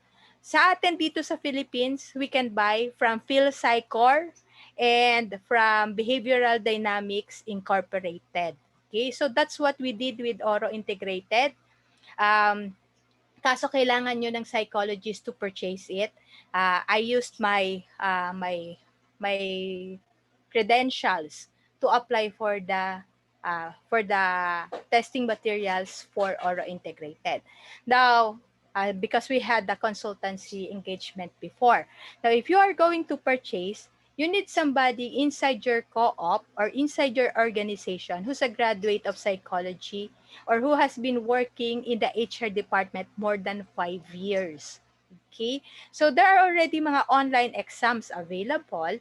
Kaya pwedeng you can purchase the online exams. But if you don't have online exams na purchase, meron kayong existing, well, you need somebody to work on turning it into a digitized copy. So you can probably translate it into Excel format or you can translate it into a medyo Word format or kung may programmer tayo, mas madali para sa atin. Okay? But the checking can also be done ng automatic na rin. We use Google Forms kasi yung Google Forms, actually may mga correct answers na doon na ipa-plot na namin. Okay?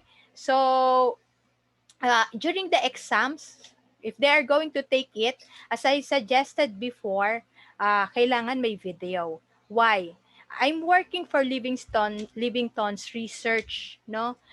Isa itong platform for part-time work ba? Isa sa mga request na nakikita ko doon, hindi lang siya mga essay papers coming from students or thesis materials na maisusulat. Pero, meron din doon mga quizzes who should take the exam. Tapos, merong URL, VPN, na pwede mong i-download para makita na ikaw pala na nagte-take ng exam is coming from the US. Kasi US platform ito. So, they can cheat. They can cheat on the exam. Since we wanted to make sure that they are the one who's taking the exam, I suggest that you put on yung parang video or put them inside a Zoom platform.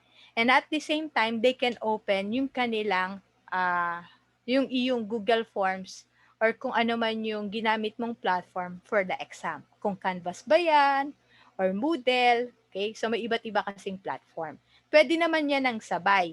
If they're having difficulty with it, ang isang suggestion ko is there's a setup na may social distancing sa inyong co-ops. Okay, so parang you schedule the applicants to take the exam na two at a time pero may social distancing. So total ngayon kasi naka ano naman na tayo, naka general ano na tayo. They can go to our co-ops. Yes, is there any question? Sige, go ahead.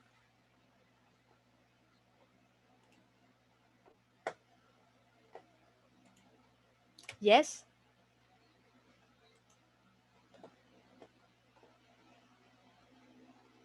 I thought there's somebody who's asking question. I'll go through this quickly kasi it's 12 p.m. and then I'll leave the assignments for our session tomorrow. Okay? So, those are for the test and exams that I'd like to share. No? Do you have any question about testing as part of the employee selection?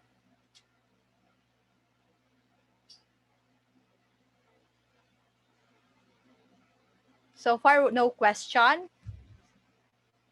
Okay, so if you don't have any question about the employee selection, okay, I'll share the materials with you later on para you can go through the materials and then quickly, bukas, hahabulin ko yung oras. Siguro we'll stop with the recap muna.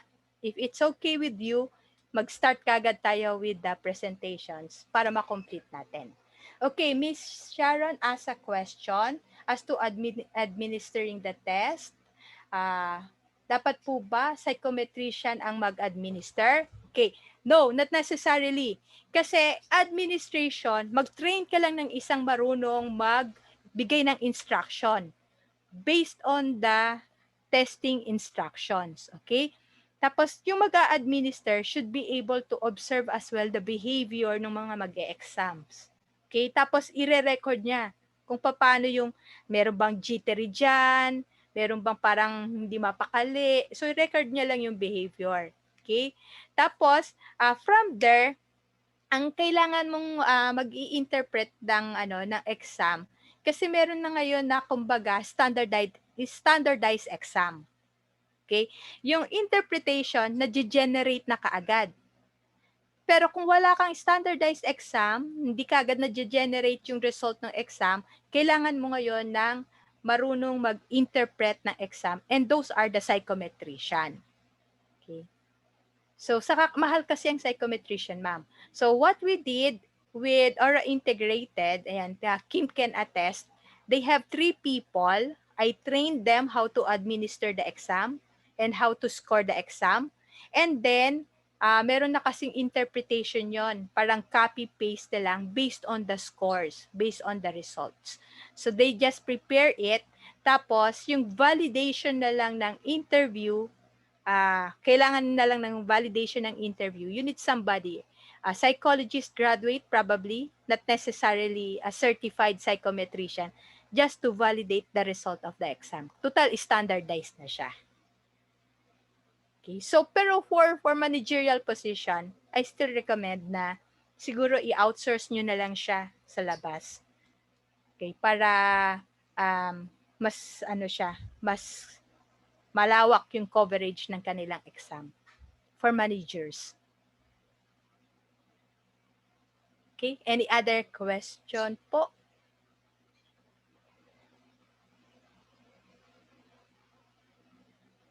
So, I think we're okay with the employee selection. Yung career matrix, medyo mahaba pa rin siya ng kaunti. Kaunti na lang naman siya. But I'll continue this tomorrow. Okay, so as for the assignment, actually, it's a case study about ABS-CBN. Okay, I'll ask Raquel to email to you the case study kung hindi kayo naka-enroll sa Canvas. Those who are in the Canvas are actually those who enrolled the complete package, no? So we have participants here that who are not part of the VILT, kaya we'll send na lang sa inyo yung PDF copy ng case studies. Okay? So, walang question? We are clear with our topic for today.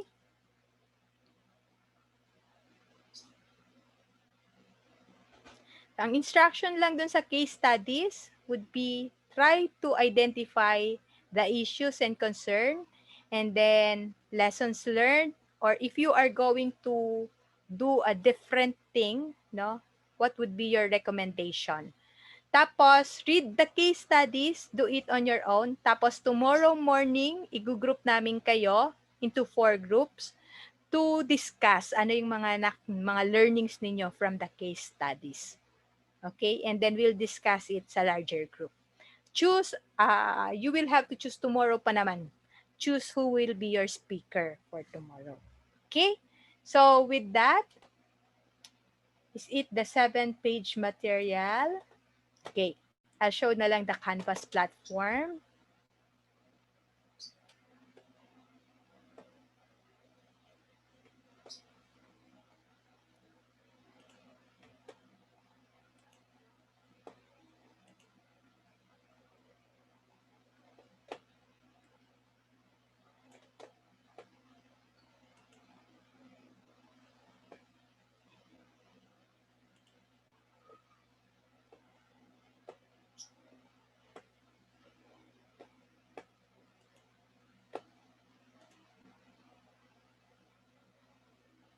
Okay, can you see my screen?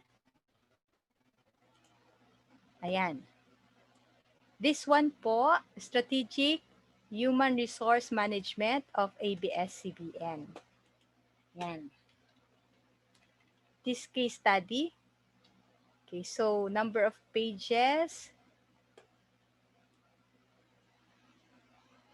Yes, it's 7 pages. Pwede nyo po ito i-download. Ayan. Just click on the blue link to download the materials. Okay? So, any other question?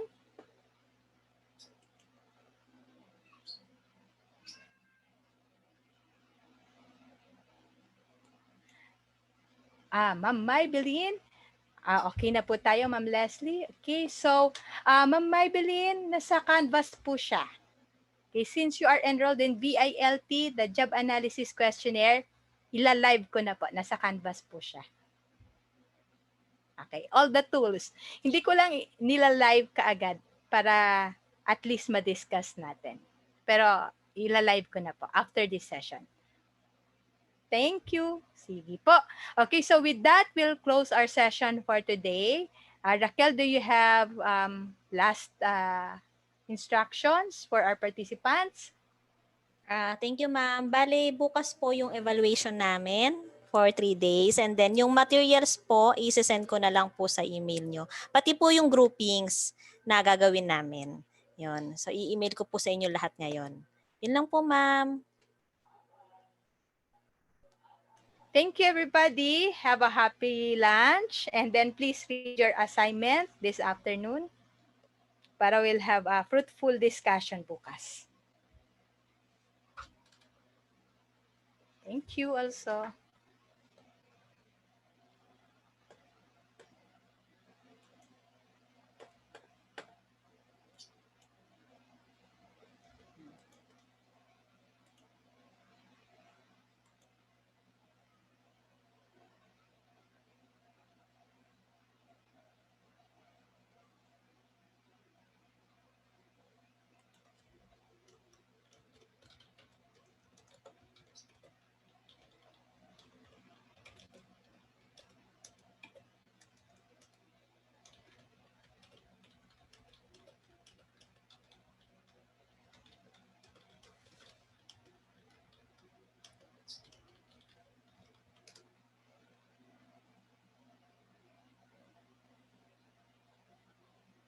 Okay, thank you po.